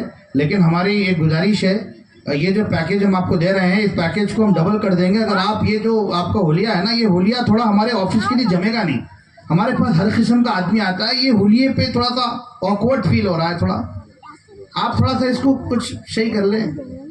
تو اس نے پوچھا صحیح کیا کرنا پڑے گا؟ بولے صحیح تو آج کا مسلمان یہ ہے، لکا روحی فدا، لکا جانی فدا، لکا مالی فدا. نبی پہ سب فدا، داڑھی بھی فدا، کرتا پاجامہ بھی فدا، سب نکال کے پھینک رہا. اس نے کہا کہ جی کیا کریں گے؟ ڈبل تنخواہ دیں گے، داڑھی کٹا کے آ جاؤ، لباس اتار کے آ جاؤ، ڈبل تنخواہ دیں گے تم کو. گھر آ گیا، گھر والے کہنے لگے پاگل ہے، قسمت والا آدمی ہے، ایسے اپارچونیٹیز کس کو ملتے ہیں؟ بعد میں رکھ لینا کبھی توبہ اللہ کر کے. ایک کو جماعت میں لے گئے، 38 دن میں داڑھی کٹا لیا. ہم بولے کیا بات ہے؟ کہ بولے 40 دن ہو گئے تو رکھ لینا پڑتا. بول ایک کو جماعت میں لے گئے، 39ویں دن میں بھاگ کے آ گیا. ہم بولے بھائی کہیں کو بھاگ گیا؟ بولے 40 دن ہو گئے تو بدل جاتے. پھر انہیں گیا بیچارہ کٹا کے ٹپ ٹاپ ہو کے ایک دم بیچارہ پہنچا آفس میں، خوشی خوشی ڈبل تنخواہ، سوٹ بوٹ کے ساتھ میں فائل لی، جا کر اپنی سی وی رکھ دیا کہ حضرت میں آ گیا ہوں آپ کی کمپنی کے لیے. کہنے لگے کون ہے آپ؟ بولے وہی جس کو آپ نے ڈبل. ارے بھائی آپ کے لیے ہماری کمپنی میں جگہ نہیں ہے. بولے کیا ہو گیا؟ آپ کے لیے ہماری کمپنی میں جگہ نہیں ہے. جو آدمی اپنے دین کے ساتھ وفادار نہیں ہو سکتا ہماری کمپنی کے ساتھ کیا وفا کرے گا؟ تم نے ایک تنخواہ کی لالچ میں اپنے دین اور اپنے مذہب کو بیچا ہے. تم تھوڑی سی لالچ میں ہماری کمپنی بیچ دو گے؟ یہ تو ہم دیکھنا چاہتے تھے تمہارے میں کتنی وہ ہے. میرے دوستو آج تو مسلمان سب سے پہلا سودا سنت پہ کر دے گا. کمپرومائز ہے، ہاں ٹھیک ہے جی چھوڑو. جس دن مسلمان سنتوں پر آئے گا اللہ کی مدد اس کے ساتھ ہوگی. حضرت محمد صلی اللہ علیہ وسلم کے زمانے میں صحابہ اکرام اللہ کے نبی کے طریقوں کو سیکھا کرتے تھے اور پھر ان طریقوں پر اپنی زندگی گزارا کرتے تھے. حضور علیہ السلام کے بعد میں آپ کے ایک ایک طریقے کو اپنے سینے سے لگایا، ایک ایک طریقے کو اپنایا. حضرت عمر رضی اللہ عنہ کے زمانے میں ایک قلعہ فتح نہیں ہو رہا، مسلمان سارے کے سارے لگے ہوئے گئے، کیا بات ہے اللہ کی مدد نہیں آ رہی. سیدنا عمر رضی اللہ عنہ کا خط لکھا کہ مدد نہیں آ رہی، کیا بات ہے؟ انہوں نے کہا اپنے اعمال کا جائزہ لو کہ اپنے اعمال میں تم ایسا تو نہیں ہے کہ تم سنت کو چھوڑ رہے ہو. انہوں نے اعمال کا جائزہ لیا تو پتا چلا کہ صاحب سنت، مسواک کی سنت چھوٹ رہی. اس مجمع میں سے کتنوں کے پاس مسواک ہے؟ ذرا ہاتھ تو اٹھاؤ. 20% مجمع ہاتھ اٹھا رہا ہے. 20%، 80% مسلمان اس مجمع میں بیٹھے ہوئے ہمارے ساتھ مسواک نہیں ہے. ایک مسواک کی اس جنگ کی حالت میں چھوڑنے کی وجہ سے اللہ کی مدد رکی ہوئی ہے. آج جان بوجھ کر مسلمان سنت کو مٹا رہے ہیں. آپ بتاؤ اللہ کی مدد کیسے آ جائے گی؟ حدیث میں اس کا مفہوم ہے سنت کے اہتمام، مسواک کی سنت، اس کے اہتمام پر اللہ تعالیٰ مرتے وقت کلمہ نصیب کریں گے۔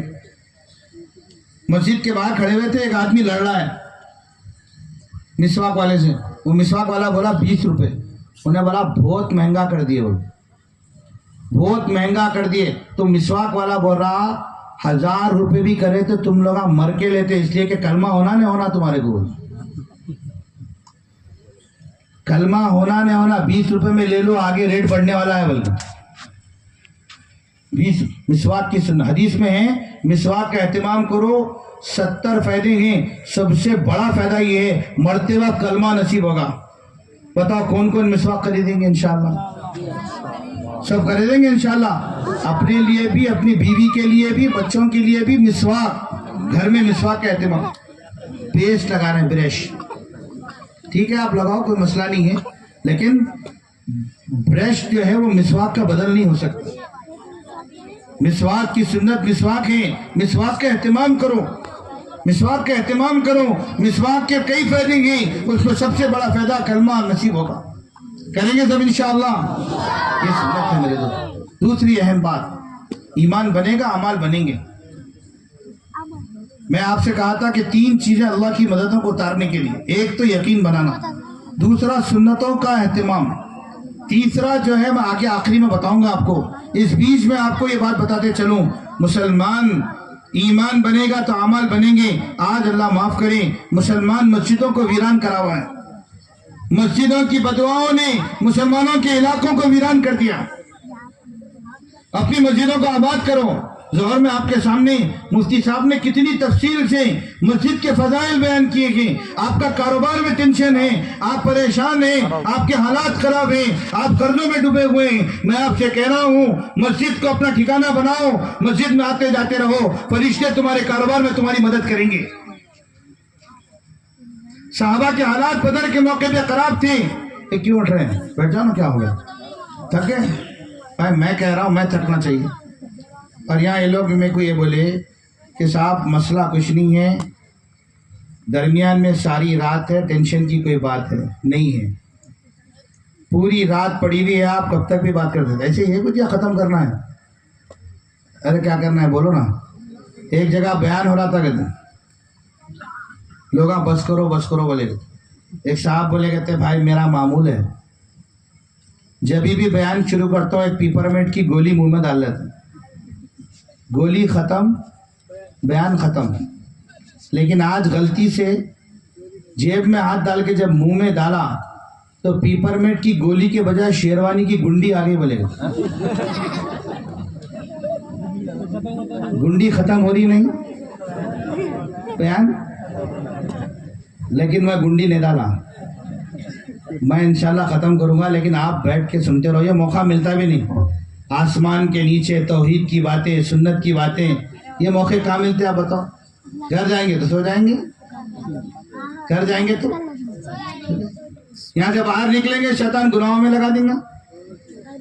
شاید ہم کو کوئی بات سمجھ میں آ گیا ہے، اس مجمع میں کوئی ارادہ کر لیں کہ واقعی زندگی بدلنی چاہیے تو ہمارا اجتماع کامیاب ہو گیا۔ اللہ اس اجتماع کو رحم کا کے ذریعہ بنا دیے، پیڑنا کا اجتماع عالمی ہدایت کے، اللہ اس اجتماع کو ذریعہ بنا کے فیصلے کر لیے تو ہمارا اجتماع کامیاب ہو گیا، ہم بھی کامیاب ہو گئے۔ ایک جگہ بیان ہو رہا تھا، سب اٹھ کے جانے لگے ایک ایک ایک ایک ایک، آخری میں 1 بج گیا۔ کہتے انہوں پوچھے کہتے حضرت آپ کہیں کو بیٹھے ہوئے، آپ بھی چلے آنا تھا۔ تو انہیں بولا کہتے مول صاحب جو کرسی پہ بیٹھ کے آپ بیان کر رہے ہیں کرسی میری ہے، لے جانے بیٹھو۔ بولا کہتے میں اکبر بھائی سے پوچھ لیا کرسی کس کی بھی نہیں ہے، کہتے یہ کیا بھائی بیٹھیں گے انشاءاللہ؟ دیکھو پیشاب آئے جیسا ہوتا، آتا نہیں، شیطان کیا بولتا معلوم، آ رہا جیسا نکل جاتا، جیسا دکھ رہا ہو نہیں نکلتا۔ 8 گھنٹے دکان پہ بیٹھتے، گھر کو آ کے پیشاب کو جاتے۔ یہاں بیان پانی کی پیاس لگے جیسا دکھتا، شیطان جو نا بہت خطرناک ہے۔ ایک آدمی سامنے بیان میں بیٹھ کے رو رہا تھا، کہ بیان کرنے والے بولے انہیں اکیلے جو ہے سمجھ رہا، کوئی سمجھو نہ کو سمجھو، اس کو تو سمجھانا بیان کرنا ہے۔ بولے بیان کے بعد پوچھے کہتے بیٹا کیا سمجھ میں آیا؟ بولے انہیں بولا کہتے مول صاحب میں تمہارا بیان سنا ہی نہیں۔ بولا کہ تو رو رہا کہیں کو تھا رے بھائی پھر تو بولے میں بکری کا بچہ پالا تھا، सोच रहा था बेचूं या काटूं, मर गया होने, उन्हें याद आया तो रो रहा था बोला कर। शैतान उठा के पता निकाले के चले आता। हम इरादा करो कि इंशाअल्लाह हम बात आखिर तक सुनेंगे, फिर तश्कील में रहेंगे, फिर नमाज पढ़ के यहाँ से जाएंगे इंशाअल्लाह। बोलो इंशाअल्लाह। एक बार फिर दुरूद पढ़ लो, अल्लाहुम्मा सल्ली अला मुहम्मद व अला आलि मुहम्मद व बारिक वसल्लम। दूसरी बात मैं अर्ज करा था मेरे दोस्तों, मस्जिदों को आबाद करना, अपनी नमाजों में जान पैदा करना। नमाज अल्लाह अकबर से लेके सलाम फिरने तक नमाज में अल्लाह के अलावा कोई ना हो, अल्लाह के अलावा कोई ना। आज हमारी नमाजें हिसाब किताब से भरी हुई है। नमाजों में दुनिया का ख्याल, अल्लाह अकबर बोल के रकात बाने, अल्लाह को पुकारे अल्लाह याद नहीं आ रहा, सना पढ़ के अल्लाह को बड़ाई बयान करे अल्लाह याद नहीं आ रहा, रुकू में जा रहे अल्लाह याद नहीं आ रहा, सजदे में जा रहे अल्लाह याद नहीं आ रहा, अल्लाह को पुकार रहे और अल्लाह याद नहीं आ रहा, अल्लाह के घर में अल्लाह के सामने ठहर के अल्लाह को पुकारते हुए अल्लाह याद नहीं आ रहा, तो बताओ मौत पर अल्लाह कैसे याद आएगा? हराम हलाल के फैसले पर अल्लाह कैसे याद आएगा? जायज नाजायज के फैसले पर अल्लाह कैसे याद आएगा? बहनों के हुकूक देने में अल्लाह कैसे याद आएगा? नमाज बनाना पड़ेगा। आज जितना फसाद है मेरे दोस्तों, मेरी आपकी तवज्जो चाहूंगा, बहुत गौर से इस बात को सुनना। मैं और आप इस बीमारी का शिकार हैं। मैं आपसे कह रहा हूं, आज मुसलमानों के तिजारतों पे, मुसलमानों के हालात में जितना फसाद है, जितने हालात हैं, वो नमाज के खराब होने की वजह से। हदीस में इसका मफहूम है, जब आदमी नमाज को बिगाड़ कर पढ़ता है, उसका रुकू सजदा अच्छा नहीं करता, तो ये नमाज बदुआ देते हुए जाती है। नमाज क्या करती है? बदुआ देते हुए जाती है। ए अल्लाह, जैसे इसने मुझे खराब किया तू भी इसको खराब कर दे, जैसे इसने बिगाड़ा है तू भी इसको बिगाड़ दे। आप बताओ हमारी दुआ कबूल होंगी या नमाज की बदुआ कबूल होंगी? ध्यान ही नहीं है नमाज में, रुकू सजदा बराबर नहीं है, कौमा जलसा बराबर नहीं है, नमाज के फराइज नहीं जानते, वाजिबात नहीं जानते, सुन्नतें नहीं जानते, किस चीज से नमाज टूटती नहीं मालूम है, किस चीज से वजू टूटता नहीं मालूम है। हद तो ये हो गई, एक जगह नमाज हो रही थी, नमाज में इमाम साहब सलाम फेरे, आधा मजमा खड़ा हो गया, बोले इमाम साहब आप 3 रकात ही पढ़ाए। इमाम साहब बोले नहीं भाई मैं 4 पढ़ाया। दूसरा बोला नहीं 40 पढ़ाए। ना अरे पूरा मजमा एक तरफ है, तू एक तरफ है, क्या किस्सा है? बोले मेरे 4 दुकाना हैं, हर रकात में एक दुकान का हिसाब करता हूँ, चौथी दुकान का हिसाब भी पूरा हो गया, इसका मतलब 4 रकात हो गए। बोले अब तो ये हाल है हमारी नमाजों का। आप बोलो कैसे फैसले होंगे? जब भी मसला आए 2 रकात नमाज पढ़ के अल्लाह से मांगना, आज हमको पता ही नहीं है। अल्लाह से मदद मांगना, सहाबा इकराम का यकीन बना हुआ था। हयातुस सहाबा में एक वाक़या लिखा हुआ है, मैं आपकी तलब चाहता हूँ, बड़ा गौर से इस वाक़े को सुनना कि जब वो एक सहाबिया इस्लाम कबूल कर मक्के से मदीना आई, मदीना पहुंची, अपना बच्चा उसका छोटा था उसके साथ था, हुजूर सल्लल्लाहु अलैहि वसल्लम की खिदमत में हाजिर हुई, कहने लगी मैं इस्लाम कबूल करके मक्के से आई हूँ। आपने फरमाया कि इस खातून को सहाबियात के घरों में भेज दो और इस बच्चे को अपने साथ सुफा के चबूतरे पे मदीने में मस्जिद नबवी सल्लल्लाहु अलैहि वसल्लम में रख लो। दिन गुजरते गए, साहबा कहते वो बच्चा हमारे साथ रहा, दीन सीखता रहा, इसकी माँ घरों में सहाबियात के बाद दीन सीखते रही। कुछ दिन गुजर गए, वबा फैली मदीने में और बच्चा बीमार हो गया और उस बीमारी में उस बच्चे का इंतकाल हो गया, वो बीमार होकर इंतकाल हो गया।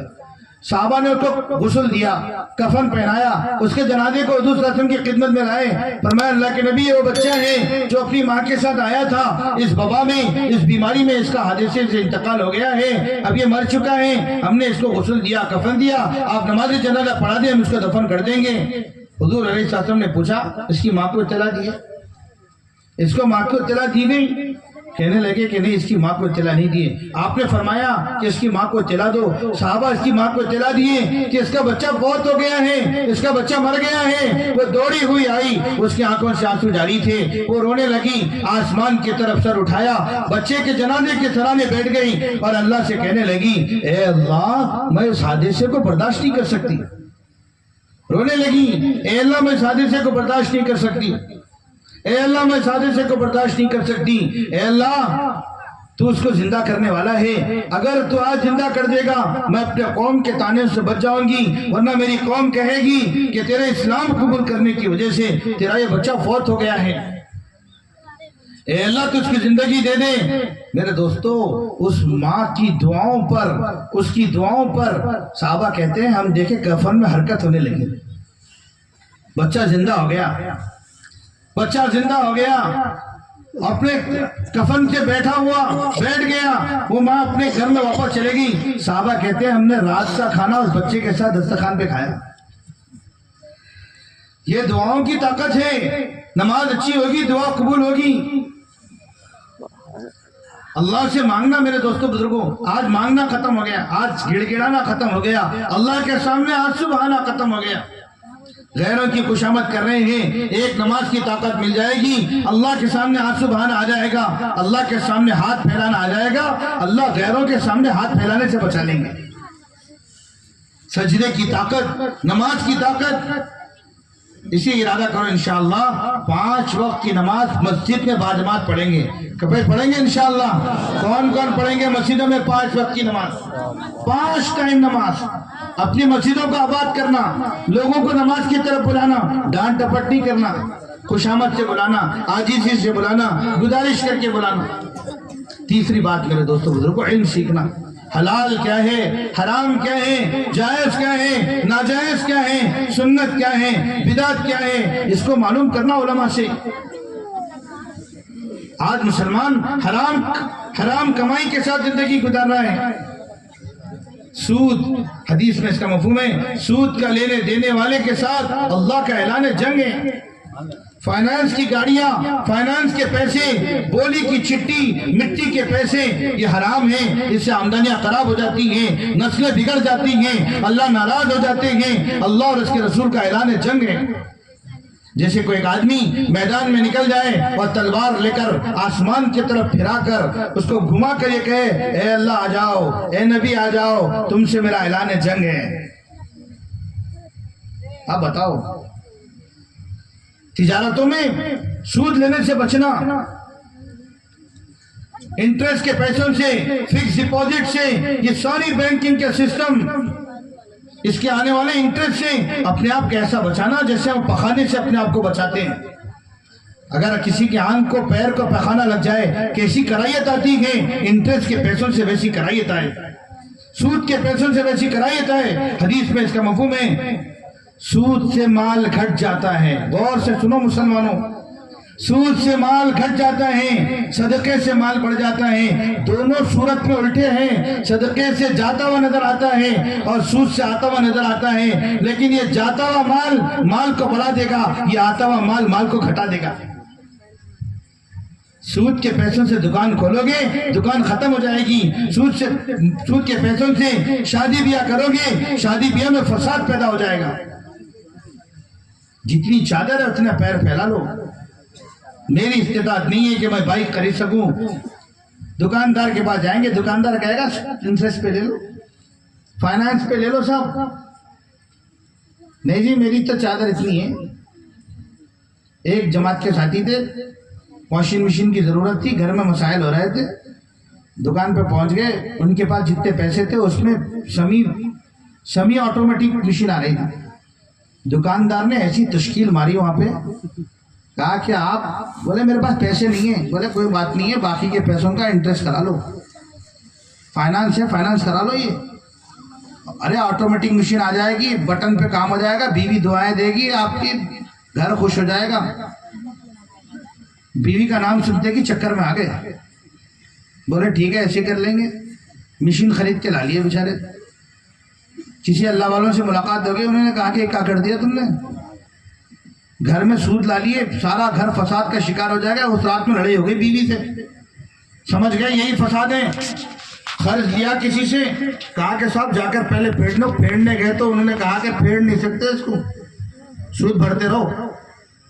وہ لڑ لیے دکان پہ، بولے نہیں چاہیے تمہاری، نہ مشین چاہیے نہ پیسے چاہیے، سب رکھ لو.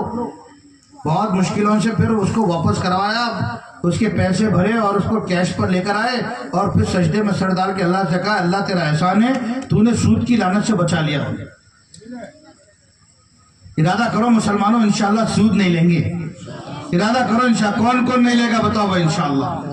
سود سے بچاؤ, ساری زندگی سکون میں آ جائے گی.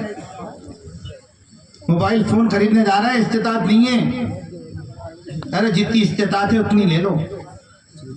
اگر سود کی چکر میں جاؤ گے تباہ ہو جاؤ گے, مال گھٹ جائے گا, گھر میں بے سکونی آ جائے گی, قرض کے بوجھ میں دب جاؤ گے, ذلت اٹھانی پڑے گی, لوگ دروازوں پہ دستک دیں گے, محلے میں بدنامی ہوگی, گاڑی کھینچی جائے گی, مشین کھینچا جائے گا, گھر کھینچا جائے گا. کیا صاحب بینک سے لے لیے تھے. مسلمان کا کھانا پاک, مسلمان کا دیکھنا پاک, مسلمان کا سننا پاک. ناپاک چیزوں سے اللہ نے مسلمان کو بچایا ہے. اسی ارادہ کرو اس بات کا, پاکیزہ مال کھائیں گے انشاءاللہ. اپنی تجارتوں کو سنت پر لاؤ, حلال طریقے سے کماؤ, تھوڑا کماؤ, اللہ برکت دیں گے جس طرح اللہ نے صحابہ کی روزیوں میں برکت دی تھی.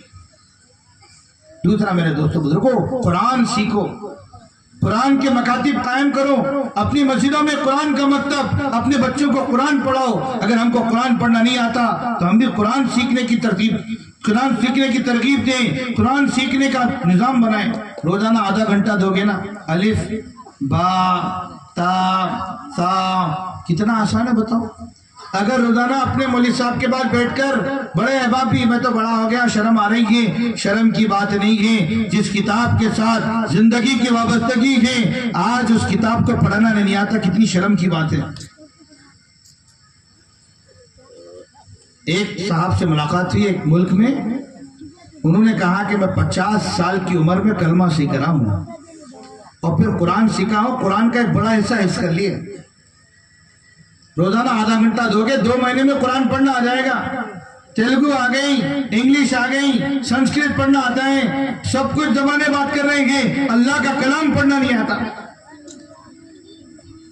قرآن کے مکاتب قائم کرو, قرآن پڑھنا سیکھو. قرآن کے فضائل ہیں, جو روزانہ سورہ واقعہ پڑھ کے سوتا ہے اس پر کبھی فاقہ نہیں آئے گا.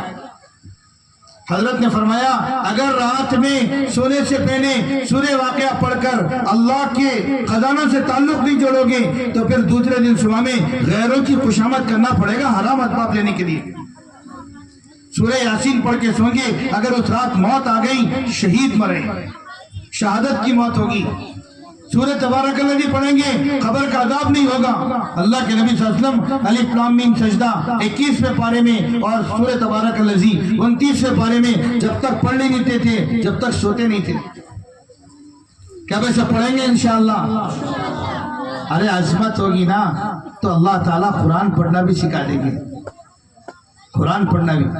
قرآن ایسے لوگوں کو دیکھا گیا زبان نہیں پلٹ رہی تھی, 40 دن میں صرف کلمہ صحیح ہوا, لیکن باقی زندگی میں دیکھا گیا بہترین قرآن پڑھنے والے ہو گئے. امام صاحب نہیں آئے تو مسجد میں ان کو آگے بڑھایا جا رہا ہے کہ صاحب قرآن پڑھنا, ان کی قرآن اچھی ہے. قرآن پڑھنا, اپنے بچوں کو قرآن سکھاؤ, اپنے گھر میں اپنی عورتوں کو قرآن سکھاؤ, اپنی بچیوں کو قرآن سکھاؤ. اپنی بچیوں کو ودا کر رہے ہیں گھر سے اور بغیر قرآن سکھائے کہ ودا کر رہے ہیں. قرآن پڑھنا نہیں آتا. بہترین جزدان میں قرآن رکھ کر گھر میں بچی کو دے رہے ہیں کہ ہمارے گھر کا پہلا سامان آ رہا ہے, آپ کے گھر میں ہم قرآن بھیج رہے ہیں. اسی بچی کو گھر والوں نے قرآن دے دیا, بیٹی سورہ فاتحہ پڑھ لو. پڑھنا نہیں آ رہا. بچی اینسٹائن کی تھیوری جانتی ہے, میتھ ٹریگنومیٹری کے فارمولے معلوم ہے, بچی کو انگریزی آتی ہے, قرآن پڑھنا نہیں آتا. آپ بچو یہ بچی اپنے بچوں کی کیا تربیت کرے گی؟ اس لیے قرآن گھر میں, کیا بھائی قرآن کا ماحول بناؤ گے انشاءاللہ؟ روزانہ گھر میں تعلیم کرو, 5 چیزوں کے ساتھ میں جیسے بتائی گئی اس میں قرآن کا حلقہ بھی ضرور لگاؤ. اور پھر میرے دوستو بزرگ اپنے اخلاق اچھے کرنا. آج فساد اخلاق کا ہے, ہر کوئی بڑا بننا چاہتا ہے. حدیث میں اس کا مفہوم ہے متکبر آدمی جنت کی خوشبو بھی نہیں سن سکے گا. جس کے دل میں ذرا برابر بھی تکبر ہوگا, حدیث میں اس کا مفہوم ہے جنت کی خوشبو بھی نہیں سنے گا. ایک روایت میں ہے جنت کی خوشبو 500 سال کی دوری سے آتے رہے گی. اس کا مطلب یہ ہے کہ وہ 500 سال کی دوری کے فاصلے میں بھی نہیں پہنچے گا. اپنے دلوں کو صاف کرنا, مسلمانوں کا مقام اپنے دل میں پیدا کرنا, مسلمانوں کی عظمت اپنے دلوں میں پیدا کرنا, ہر ایک کو اپنے سے اچھا سمجھنا. گھروں کا فساد کیا ہے بتاؤں آپ کو میں. گھر میں فساد، ساس بہو کی لڑائی، میاں بیوی کی لڑائی، ماں باپ بیوی بچوں کی لڑائی، اس فساد یہ ہے ہر کوئی اپنا حق چاہتا ہے۔ حق چھوڑ دو، اللہ کے لیے چھوٹے بن جاؤ، اللہ کے لیے چھوٹے بن جاؤ، نرم بن جاؤ، آپ دیکھو گھر جنت بن جائے گا۔ آج اللہ معاف کرے، ہم باہر تو بڑے مہذب نظر آتے ہیں، محلہ اور مسجد میں ہماری عزتیں ہیں، گھر میں جاتے ہیں تو دادا بن جاتے ہیں۔ جلاد گھر میں داخل ہو گیا، ماں ڈری ہوئی ہے، بچے ڈرے ہوئے ہیں، بیوی بچے ڈرے ہوئے ہیں، کیا بات باپ آ گیا پتہ نہیں کس کو کب مارے گا۔ حدیث میں اس کا مفہوم ہے اپنی بیویوں کے ساتھ اچھا معاملہ کرو۔ ایک جملہ میں بولتے ہوئے ڈر ہو رہا ہے، حدیث میں اس کا مفہوم ہے بہت سخت جملہ اللہ کے نبی نے استعمال کیا، فرمایا کمینہ ہے وہ آدمی جو اپنے گھر والوں پر روب جماتا ہے۔ یہ بیویاں ہمارے گھر میں اپنے ماں باپ کو چھوڑ کر آئی ہیں، ان پر روب جمانے کے لیے نہیں ہے۔ کمزور ہے وہ آدمی جو اپنی بیوی پہ ہاتھ اٹھاتا ہے۔ اکرام کرو، اللہ کے نبی صلی اللہ علیہ وسلم نے فرمایا اپنے بیویوں کے معاملے میں میری سفارش قبول کرو۔ ایک حدیث میں اس کا مفہوم ہے میں اپنے بیویوں کے ساتھ سب سے اچھا ہوں، میں امت سے کہتا ہوں کہ وہ اپنے بیویوں کے ساتھ اچھا معاملہ کرے، اکرام کا معاملہ ہو۔ اکرام دین سکھائیں بیوی کو، بچوں کو دین سکھائیں، گھر کے اندر میں ایک اخلاق کا ماحول ہو، بچوں کو اخلاق سکھائے جائیں۔ صحابہ جان دے دیتے تھے، یرموک کی لڑائی میں پیاسے لیٹے ہوئے ہیں، حالات خراب ہیں، صحابہ اکرام کی حالت یہ ہو گئی، صحابی کہتے ہیں میں اپنے چچا داد بھائی کے پاس پانی لے کے پہنچا، زخموں میں چور ہیں، خون بہ رہا ہے، انہوں نے پانی کا اشارہ کیا، ان کے پاس پہنچے، ان کے بعد ایک صحابی زخموں کی حالت میں لیٹے ہوئے گئے، جہاں کنی کی کیفیت ہے، موت کا وقت قریب ہے، انہوں نے بازو سے آہ کر دی، انہوں نے اس کی اشارہ کر دیا ان کو دے دو پہلے، ان کے پاس پہنچ گئے، وہ ان کے بعد ایک پڑے ہوئے تھے، وہ بھی آہ کرنے لگے، دوسرے نے تیسرے کے بعد بھجایا، جب یہ تیسرے کے پاس پہنچے تو وہ شہید ہو گئے، دوسرے کے پاس آئے وہ شہید ہو گئے، پہلے کے پاس آئے وہ شہید ہو گئے۔ 3 آدمیوں نے جان دے دی لیکن اپنے بھائی سے پہلے پانی پینا گوارا نہیں کرے۔ آج تو ہم اپنے بھائی ہمارے پاس مسلمانوں کا مقام نہیں ہے، وہ جان دے دیتے تھے، آج ہم مسکراہٹ سے بات کرنے کے لیے تیار نہیں ہیں۔ بڑا بھائی باپ کے بعد باپ کی جگہ ہے، اس کو مقام دو۔ حدیث میں اس کا مفہوم ہے ماں کا انتقال ہو جائے خالہ کا اکرام کرو، تم ماں کے اکرام کرنے میں داخل ہو جائیں گے، چاچا اور تایا کا اکرام کرو۔ میرے دوستوں بزرگوں یہ تعلیمات ہیں مسلمانوں کے، ہمارے خاندان اجڑ رہے ہیں، اس کی وجہ یہ ہے کہ اکرام نہیں ہے۔ ایک مرتبہ اللہ کے نبی صلی اللہ علیہ وسلم دعا کرانے کے لیے بیٹھے، آپ نے فرمایا اگر ہمارے اس مجلس میں کوئی قطع تعلق کرا ہوا ہے تو وہ اٹھ جائیں، اس لیے کہ ہم دعا کرنے والے ہیں، اس کے قطع تعلق کی نحوست سے ہماری دعا قبول نہیں ہوگی۔ کون دعا کرا رہے ہیں؟ دعا کرانے والے اللہ کے نبی سبب وجود کائنات، وہ دعا کرانے ہیں، ان کے دعا کے بارے میں وہ کہہ رہے ہیں کہ ہماری دعا قبول نہیں ہوگی اگر کوئی رشتہ ناتا توڑنے والا ہمارے بیچ میں بیٹھا ہے تو اٹھ جائیں۔ ایک صحابی اٹھے گئے اور تھوڑی دیر میں جلدی سے آ کے دعا میں بیٹھ گئے۔ آپ نے پوچھا کیا بات ہو گئی؟ کہنے لگے کہ میری خالہ سے انبن تھی، جا کر معافی تلافی کر کے آ گیا، بس چھوٹے بن جاؤ، کسی سے تعلق نہیں ہے، ان کے گھر چلے جاؤ، معاف کر دو بھائی، غلطی ہو گئی، اس کی غلطی تھی، تم چلے جاؤ اس کے دروازے پر معافی مانگ لو، تمہارے اس معافی مانگنے کی وجہ سے خاندان جڑ جائیں گے۔ ہم تمہارے جنازے میں نہیں آتے، تم ہماری صورت نہیں دیکھنا، شادی میں کارڈ نہیں بھیجے تھے، شادی میں آ کے نہیں بولے تھے، بچے سے بول بھی جا دیے تھے۔ نہیں میرے دوستوں بزرگوں، اتنی چھوٹی باتوں پر رشتے ختم نہیں کیا جاتے۔ یمن میں جماعت گئی تو وہاں دعوت کی ان لوگوں نے، عرب تھے سارے، جماعت کی دعوت کر کے بولے کہ صاحب آپ کی دعوت ہے، آپ دعوت قبول کر لو۔ تو انہوں نے جب دعوت کی تو امیر صاحب نے کہا کہ ہمارا ایک اصول ہے، جس کی ہم دعوت قبول کرتے اس کو ہماری دعوت قبول کرنا پڑے گا۔ تو وہ عرب کہنے لگے جی قبول کر لیں گے تمہاری دعوت، بتاؤ تمہاری دعوت کیا؟ بولے 4 مہینے۔ بولے جی اتنا تو نہیں دے سکتے، 40 دن۔ بولے اتنا بھی نہیں دے سکتے، 3 دن۔ بولے ٹھیک ہے 3 دن دے دیں گے۔ اب 3 دن کی جماعت بن گئی، دعوت قبول ہو گئی، اب یہ جماعت لے کے چلنے لگے. کہاں جا رہے ہو؟ کہا کہ فلاں پڑوس کے محلے میں وہ جو قبیلہ ہے وہاں جا رہا ہے. کہنے لگے ان سے تو ہماری برسوں کی دشمنی ہے، کیسے چلے جائیں گے ان کے پاس؟ ان کا ہمارا تو مقابلہ ہے، وہ ہمارے کئی آدمی مارے ہوئے ہیں، ہم ان کے کئی آدمی مارے ہوئے ہیں، ہم کیسے جائیں گے ان کے پاس؟ وہ ہم کو دیکھتے ہی مار دیں گے. امیر صاحب نے کہا کہ مشورے سے رخ طے ہو گیا، تم چلو انشاءاللہ ایسا کچھ نہیں ہوگا. انہوں نے کہا کہ ہم تو زبان دیے ہوئے ہیں، ان کی دعوت تو ہم کو قبول کرنا پڑے گا. ہتھیار لا لو، ہتھیار لے کے چلیں گے، جو ہوگا دیکھا جائے گا. امیر صاحب نے کہا جی ہتھیار نہیں لے کے چلو گے، ہمارا ہتھیار تو فضائل اعمال منتخب حدیث سے ساتھ لے کے چلو. ریاض الصالحین لے کے چلیں گے، لوٹا لے کے چلیں گے، مسواک لے کے چلیں گے، یہی ہے. مر جاؤ گے تو شہادت ملے گی، چلو ایسے ہی. اب وہ بولے کہ مرتا کیا نہیں کرتا، وکلی میں سڑ دے دیا، مسل سے کاٹر نہ چلو. نکل گئے سارے. وہاں پہنچے دروازے پہ، اور دروازے پتہ چلا جماعت آ رہی ہے. اور جیسی جماعت آ رہی ہے پتہ چلا تو انہوں نے دیکھا کہ ارے استاد یہ تو ہمارے قبیلے کا وہ دشمن ہے، اس کا سردار آ گیا، وہ ہتھیار نکالو. سارے مجمع میں قرآن مچ گیا، ان کے مورچہ سنبھال لیے، جگہ جگہ پہ بیریکیڈ بنے ہوئے، قبیلے کو پار نہیں کر سکتا کوئی، ایسی حالت تھی. اب جیسے وہاں پہنچ گئے تو امیر صاحب نے کہا جی بات سنو، یہ بغیر ہتھیار کے آئے ہیں، وہ بتاؤ تم ہتھیار اٹھا لو گے؟ انہوں نے کہا کہ اچھا جی ہتھیار نہیں ہے. بولے ہتھیار نہیں ہے؟ بولے بھائی ہتھیار ڈال دو. یہ بغیر ہتھیار کے آئے ہیں، صلح کرنے کے لیے آئے ہیں. آپس میں ایسے گلے مل کے روئے، برسوں کی عداوت ختم ہو گئی. چلے جاؤ اپنے خالہ کے گھر، چلے جاؤ اپنے پھوپھی کے گھر، چلے جاؤ اپنے چاچا کے گھر، بہن کے گھر چلے جاؤ، بھائی کے گھر چلے جاؤ، گلے رکھ کر اسے رو لو، کہہ دو کہ بھائی جو ہو گیا معاف کر دو، تم سے غلطی میرے سے غلطی ہوئی، جو ہوا معاف کر دو. خاندان جڑ جائیں گے.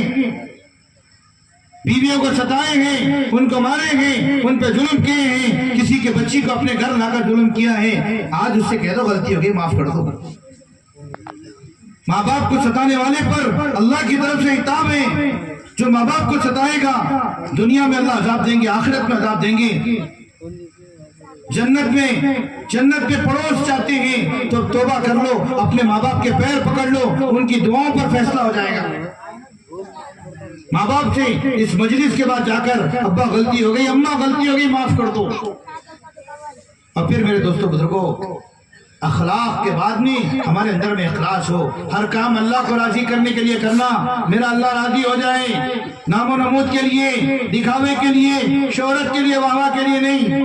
میں بڑا امیر صاحب ہوں، میں بڑا مسجد کا متولی ہوں، میں بڑا مسلمانوں کا لیڈر ہوں، نہیں، میں خادم ہوں. اللہ میری یہ خدمت قبول کر لے، اللہ میری یہ محنت قبول کر لے. اپنی محنتوں کو اللہ کے سامنے پیش کرو، اخلاص آ جائیں.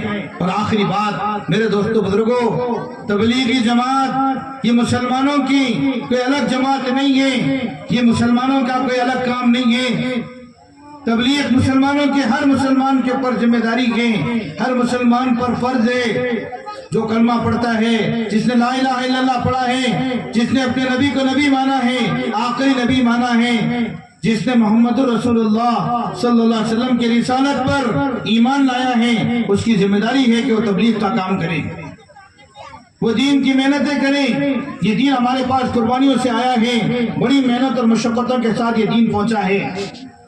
میرے دوستو بزرگوں، آج ہم اللہ کے راستے میں نکلنا نہیں چاہتے. اگر ہماری طرح صحابہ نہیں نکلتے تو شاید آج ہم یہاں مسلمان نہیں ہوتے. علاقوں میں آج دین کی فضائیں قائم ہو گئی. ابھی ساؤتھ افریقہ کا اجتماع ہوا، 113 ملک آ گئے. آپ اندازہ کریے 113 ملک کے لوگ ساؤتھ افریقہ میں جمع ہو گئے. ساؤتھ افریقہ کی منسٹری آف ایکسٹرنل افیئرز وہ جمع ہو گئی، کہنے لگی ہمارے ملک میں کیا ہو رہا ہے. جماعت کے ذمہ داروں کو بلایا کہ آپ کیا کر رہے ہیں ہمارے ملک میں. انہوں نے کہا کہ اجتماع کر رہے ہیں. اچھا جی کیا ہوگا اجتماع میں؟ انہوں نے کہا کہ اللہ رسول کی باتیں ہوگی، آسمان کے اوپر کی یا زمین کے نیچے کی باتیں ہوں گی. آسمان کے اوپر، زمین کے بیچ کا تو ہمارے ساتھ کوئی مسئلہ نہیں ہے، آٹومیٹک ہمارے پاس آ جاتا ہو. بولے کون آ رہے ہیں؟ بولے جی ہمارے حضرت آ رہے ہیں نظام الدین سے. ہمارے پوری دنیا کے امیر ہیں، عالمی امیر ہیں، اور وہ حضرت جی مولانا محمد سعد صاحب دامت برکاتہم ہمارے اجتماع میں آئیں گے۔ انہوں نے کہا کہ جب ان کے انویٹیشن پر 113 ملکوں کے لوگ آ رہے ہیں، ہم کو چاہیے کہ ان کا استقبال کریں۔ منسٹری آف ساؤتھ افریقہ نے سارے علاقے کے اندر میں ایسا استقبال جیسے منسٹروں کا کرتے ہیں، پریسیڈینشل ویلکم، پلین کے دروازے سے ویلکم کریں، پاسپورٹ لے کر لائن میں ٹھہرنے کی ضرورت نہیں ہے، اسٹیمپ کرا کے لا دیے۔ پروٹوکول کے ساتھ میں سامنے پیچھے ملٹری کی گاڑیاں لگی ہوئی ہیں، 45-40 کلومیٹر کا سفر تھا ایئرپورٹ سے اجتماع تک، پورے راستے میں سیکیورٹی ہے اور استقبال ہو رہا ہے وہ آدمی کا جس کا کوئی سوشل میڈیا اکاؤنٹ نہیں ہے، وہ آدمی کا جو نظام الدین کے ایک بند کمرے میں بیٹھ کر فیصلے کرتا ہے۔ اس کے فیصلوں کا اثر یہ ہے کہ پوری دنیا کے 195 ملکوں میں اللہ اس کی بات کو چلا دیتے ہیں۔ یہ اجتماعیت کی طاقت ہے۔ میرے دوستو بزرگوں، دعوت کے کام سے اپنے آپ کو لگاؤ، عالمی سطح پر پوری دنیا میں تقاضے کے اپنے آپ کو ان تقاضوں پر لے آنے کے لیے تیار کرو۔ ارتداد پھیلا ہوا ہے، لوگ اسلام چھوڑ رہے ہیں۔ جس کے سر پر دوپٹہ رکھا گیا تھا، جس کا نام عائشہ اور فاطمہ رکھا گیا تھا، جس کی زندگی پاکیزگی کے ساتھ گزرتی تھی، جس اللہ کے سامنے سجدہ کرتی تھی، جو رمضان کے روزے رکھا کرتی تھی، جس کے ہاتھ میں قرآن تھا، آج اسلام چھوڑ کر غیروں کے سامنے جھکنے پر تیار ہو گئی ہے۔ میرے دوستو بزرگوں، آج ہمارے دلوں میں احساس تک نہیں ہے، احساس تک نہیں ہے، ہمیشہ کی جہنم میں جانے کے لیے تیار ہو رہی ہے۔ آپ بتاؤ اس کی ذمہ داری ہے، کون یہ کام کرے گا؟ صحابہ اس لائن پر قربانیاں دیتے رہے، اپنی جان لٹا دیا، بیویوں کو بیوہ کیا، بچوں کو یتیم کیا، اللہ کا دین جا کر دنیا کے اندر میں زندہ ہوا ہے۔ صحابہ کہتے ہیں مدینے میں کسی نہ کسی گھر سے رونے کی آواز آیا کرتی تھی، کسی نہ کسی گھر سے شہادت کی آواز آ رہی ہے۔ حضور علیہ السلام کے زمانے میں اللہ کے نبی صلی اللہ علیہ وسلم نے ایک جماعت روانہ کی غزوہ موتا کی طرف۔ جماعت روانہ ہوئی، اللہ کے نبی صلی اللہ علیہ وسلم نے زید بن حارث رضی اللہ عنہ کو اس پر امیر بنایا، وہ فرمایا یہ شہید ہو جائیں تو جعفر ابن ابی طالب امیر ہوں گے، یہ بھی شہید ہو جائیں عبداللہ ابن رواحہ رضی اللہ عنہ امیر ہوں گے، یہ بھی شہید ہو جائیں تو پھر مسلمان جس کو دل چاہے امیر بنا لے۔ جماعت روانہ ہو گئی، حضور صلی اللہ علیہ وسلم ان کو چھوڑنے کے لیے مدینے کے باہر تک گئے۔ واپس جب جانے والے آنے لگے تو آپ نے دعائیں دی، اللہ تم کو کامیاب کرے اور تم کو سلامتی کے ساتھ کامیابی کے ساتھ واپس لائیں۔ عبداللہ ابن رواحہ تم نے فرمایا میں تو یہ چاہتا ہوں کہ ایک برچہ ہو جو میرے آنتے اور کلیجے کو چیرتا ہوا نکل جائے، ایک تلوار ہو جس سے میرے خون کے فوارے چھوٹنے لگے، اور جب لوگ میری قبر پر گزرے تو یہ کہے کہ اللہ تجھ کو رشید اور کامیاب کرے، واقعی تو رشید اور کامیاب ہیں۔ جماعت روانہ ہوئی، شرجیل غسانی کو پتا چلا کہ مسلمان آ رہے ہیں، 3000 کا لشکر ہے، 1,00,000 مقابلے کے لیے تیار ہوا۔ مسلمان کتنے ہیں؟ ارے بولو نا کتنے ہیں؟ اور سامنے دشمن کتنے ہیں؟ 1,00,000۔ شرجیل غسانی نے ہرکل روم کے بادشاہ کو پتا چلا، وہ بھی 1,00,000 فوج کے ساتھ مقابلے کے لیے تیار ہوا۔ کتنے ہو گئے؟ صحابہ کتنے؟ مسلمانوں ایک مقام پر پہنچے، فرمایا کیا کرنا چاہیے؟ عبداللہ ابن رواحہ نے فرمایا کس بات سے گھبرا رہے ہو، کس چیز کے ارادے سے نکلے ہو؟ تمہارا مقصود اللہ کے راستے میں جان دے دینا ہے۔ ہم کبھی بھی آدمیوں کی کثرت کے زور پر نہیں لڑے، ہم صرف اس دین کی وجہ سے لڑے ہیں جس کی وجہ سے اللہ نے اکرام نصیب فرمایا ہے۔ آگے بڑھو، 2 کامیابیوں میں سے ایک تو ضروری ہے، یا شہادت یا غلبہ۔ مسلمانوں نے ہمت کی، آگے بڑھ گئے، لڑائی شروع ہوئی، گمسان کی لڑائی ہوئی، شرجیل کا بھائی مارا گیا، اس کے ساتھی بھاگ گئے، کچھ شرجیل بھاگ کر قلعے میں چھپ گیا اور ہرکل کے پاس مدد کے لیے آدمی بھیجے، اس نے 2,00,000 فوج کے ساتھ مقابلے کے لیے تیار ہوا۔ حضرت زید بن حارث رضی اللہ عنہ کے ہاتھ میں جھنڈا تھا، کافروں نے ان کو شہید کر دیا۔ جیسے وہ شہید ہوئے، مسلمانوں نے آواز دی، جعفر ابن ابی طالب رضی اللہ تعالیٰ عنہ کو وہ ایک کونے میں کھڑے تھے، اپنے گھوڑے کے خود ہی پاؤں کاٹ دیے۔ کہ واپسی کا خیال بھی نہ آیا. اشعار پڑھے, کیا ہی اچھی ہے جنت, کیا ہی اچھا ہے اس کا قریب ہونا, کتنی بہترین چیز ہے, کتنا ٹھنڈا ہے اس کا پانی. ملک روم کے لوگوں پر عذاب کا وقت آ گیا, مجھ پر بھی لازم ہے کہ میں ان کو ماروں. یہ اشعار پڑھے, گھوڑے کے پاؤں خود ہی کاٹ چکے تھے کہ واپسی کا خیال بھی نہ آئے. جھنڈا لے کر کافروں کے مجمع میں گھس گئے. امیر ہونے کی وجہ سے جھنڈا ان کے ہاتھ میں تھا. اس زمانے میں جھنڈا علامت ہوتی تھی. غیروں کا ایک جھنڈا ہوتا تھا, مسلمانوں کا ایک جھنڈا ہوتا تھا. لڑنے والے ان کی نظر جھنڈے پر ہوتی تھی. اگر جھنڈا گر جاوے اس کا مطلب ہار گئے, تو کوشش اس بات کی کرتے تھے کہ جس کے ہاتھ میں جھنڈا ہے اس کو مارا جائے. یہ لوگ دشمن جعفر ابن ابی طالب رضی اللہ عنہ کے پاس آئے, ان کے سیدھے ہاتھ پر وار کیا. سیدھا ہاتھ جدا ہو گیا, مونڈے سے جدا ہو گیا. انہوں نے فوراً اس کو بائیں ہاتھ میں لے لیا. انہوں نے بائیں ہاتھ پر وار کیا, بائیں ہاتھ مونڈے سے جدا ہو گیا. دونوں بازوؤں سے تھام کر منہ سے مضبوط پکڑ لیا. پیچھے سے ایک آدمی نے ان کے 2 ٹکڑے کر دیے. 4 حصوں میں بکھر گئے, 4 حصوں میں بکھر گئے. لیکن اسلام کے جھنڈے کو گرنے نہیں دیا. جو تقاضا ان کو دیا گیا تھا اس تقاضے کو ضائع ہونے نہیں دیا. عبداللہ ابن عمر رضی اللہ عنہ کہتے ہیں کہ ان کی عمر اس وقت 33 سال کی تھی. کتنے سال کی تھی؟ 30 پہ 3 سال. بعد میں ناشوں میں سے جب ان کی ناش کو اٹھایا گیا, ان کے بدن کے اگلے حصے پہ 90 زخم تھے. میرے دوستو بزرگوں, میرے لیے کہنا آسان ہے, آپ کے لیے سننا آسان ہے. بتاؤ ہمارا کیا لگا ہوا ہے؟ ہم نے دین کے خاطر کیا لگایا ہے؟ ان کی بیوی حضرت اسماء بنت امیس رضی اللہ تعالیٰ عنہ, ان کے بارے میں روایتوں میں ہے 19 سال کی کچھ عمر تھی. وہ اس وقت اپنے بچے اور عبداللہ اور محمد 3 بچے تھے, چھوٹے چھوٹے بچے ہیں. ان کو بٹھا کر اشعار پڑھ رہی ہے, آؤ آؤ تمہارے ابا آنے والے ہیں, جب وہ آئیں گے میں تم کو تیل لگاؤں کہ اچھے معلوم ہو. آؤ روٹی بنائیں گے, آٹا گوندیں گے, دسترخوان بچھائیں گے. جب تمہارے ابا آئیں گے تو بیٹا ہم کھانا کھائیں گے. یہ اشعار چل رہے ہیں امام الانبیاء, تاجدار مدینہ, سرور کونین, سبب وجود کائنات حضرت سیدنا محمد الرسول اللہ صلی اللہ علیہ وسلم دروازے پہ تشریف لالیے. اللہ نے اپنے حبیب کو وحی کے ذریعے سے بتایا جعفر شہید ہو چکے ہیں, اہل بیت میں سے ہیں, حضور کے خاندان میں سے ہیں, آل رسول ہیں. گھر پہنچے تو بچے نے جیسی حضور صلی اللہ علیہ وسلم کو دیکھا آ کر دوڑ کر لپٹ گئے. آپ علیہ السلام ان کے سر پر ہاتھ پھیرنے لگے. آپ کے آنکھوں سے آنسو جا رہے ہیں, آپ رو رہے ہیں.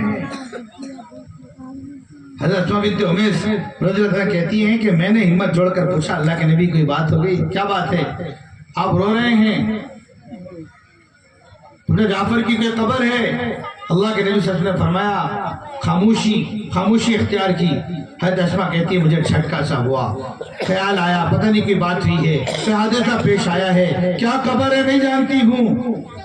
19 سال کی وہ خاتون ہے جس کی پوری زندگی اللہ کے راستے میں گزری ہے, سب سے پہلے ہجرت کرنے والی ہے, 7 سال تک حبشہ میں زندگی گزاری ہے, پھر مدینہ مکہ آئی ہے, پھر مکے سے مدینہ, اور پھر آج غزوہ موتا میں اس کا شوہر شہادت کا جام پی چکا ہے. ایسی خاتون اپنے نبی صلی اللہ علیہ وسلم سے پوچھ رہی ہے اللہ کے نبی جعفر کی کوئی خبر ہے تو بتا دیجئے. آپ نے فرمایا اسماء صبر کر لے, اسماء صبر کر لے, جعفر شہادت کا جام پی چکا ہے. ایک چیخ مار کر بے ہوش ہو گئی, ایک چیخ مار کر بے ہوش ہو گئی. بچے دوڑ کر ماں کو لپٹ گئے, ماں کیا بات ہو گئی؟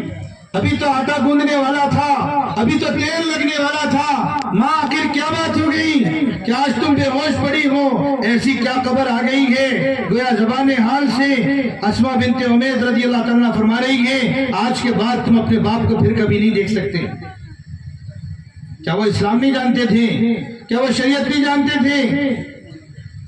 پوری زندگی اللہ کے راستے میں لگی ہے. کربلا میں شہید ہونے والے حضرت حسین رضی اللہ عنہ کے ساتھ ان کے دونوں بیٹے بھی ہیں. جو اللہ کے راستے میں شہید ہو گئے. آپ اندازہ کر کے دیکھیے موتا کا واقعہ حضور صلی اللہ علیہ وسلم کی زندگی میں پیش آیا.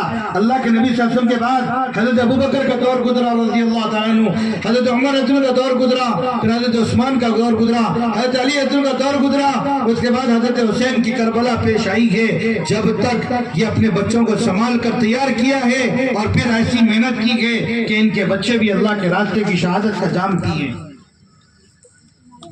میرے دوستو بزرگوں, یہ دین ایسی ہمارے پاس نہیں آیا ہے, یہ دین ایسے ہمارے پاس نہیں آیا ہے. کل اللہ کے سامنے جواب دینا پڑے گا. موت آنے سے پہلے سچی پکی توبہ کرنے کے لیے, موت آنے سے پہلے اپنی زندگیوں کے رخ کو بدلنے کے لیے ایک موقع ہے. اللہ کے راستے میں وقت لگائیں. 4 مہینے جو اس مجمع میں جس کو بات سمجھ میں آ رہی ہے, ہمت اور ارادہ کر کے کھڑے ہو جاؤ کہ اللہ کے راستے میں نقد اس مجمع سے. ابھی 15 شعبان کی جماعتیں آج سے نکل رہی ہیں. میں جانے کے لیے تیار ہوں, انتظام کر نکل جاؤں گا. اس کے لیے بتاؤ اس مجمع میں کون تیار ہے؟ آپ کے سامنے تفصیل سے بات آئی ہے. اللہ کے راستے میں نکلنے کے فضائل سامنے آئے گے. اب ہمت اور ارادہ کر کے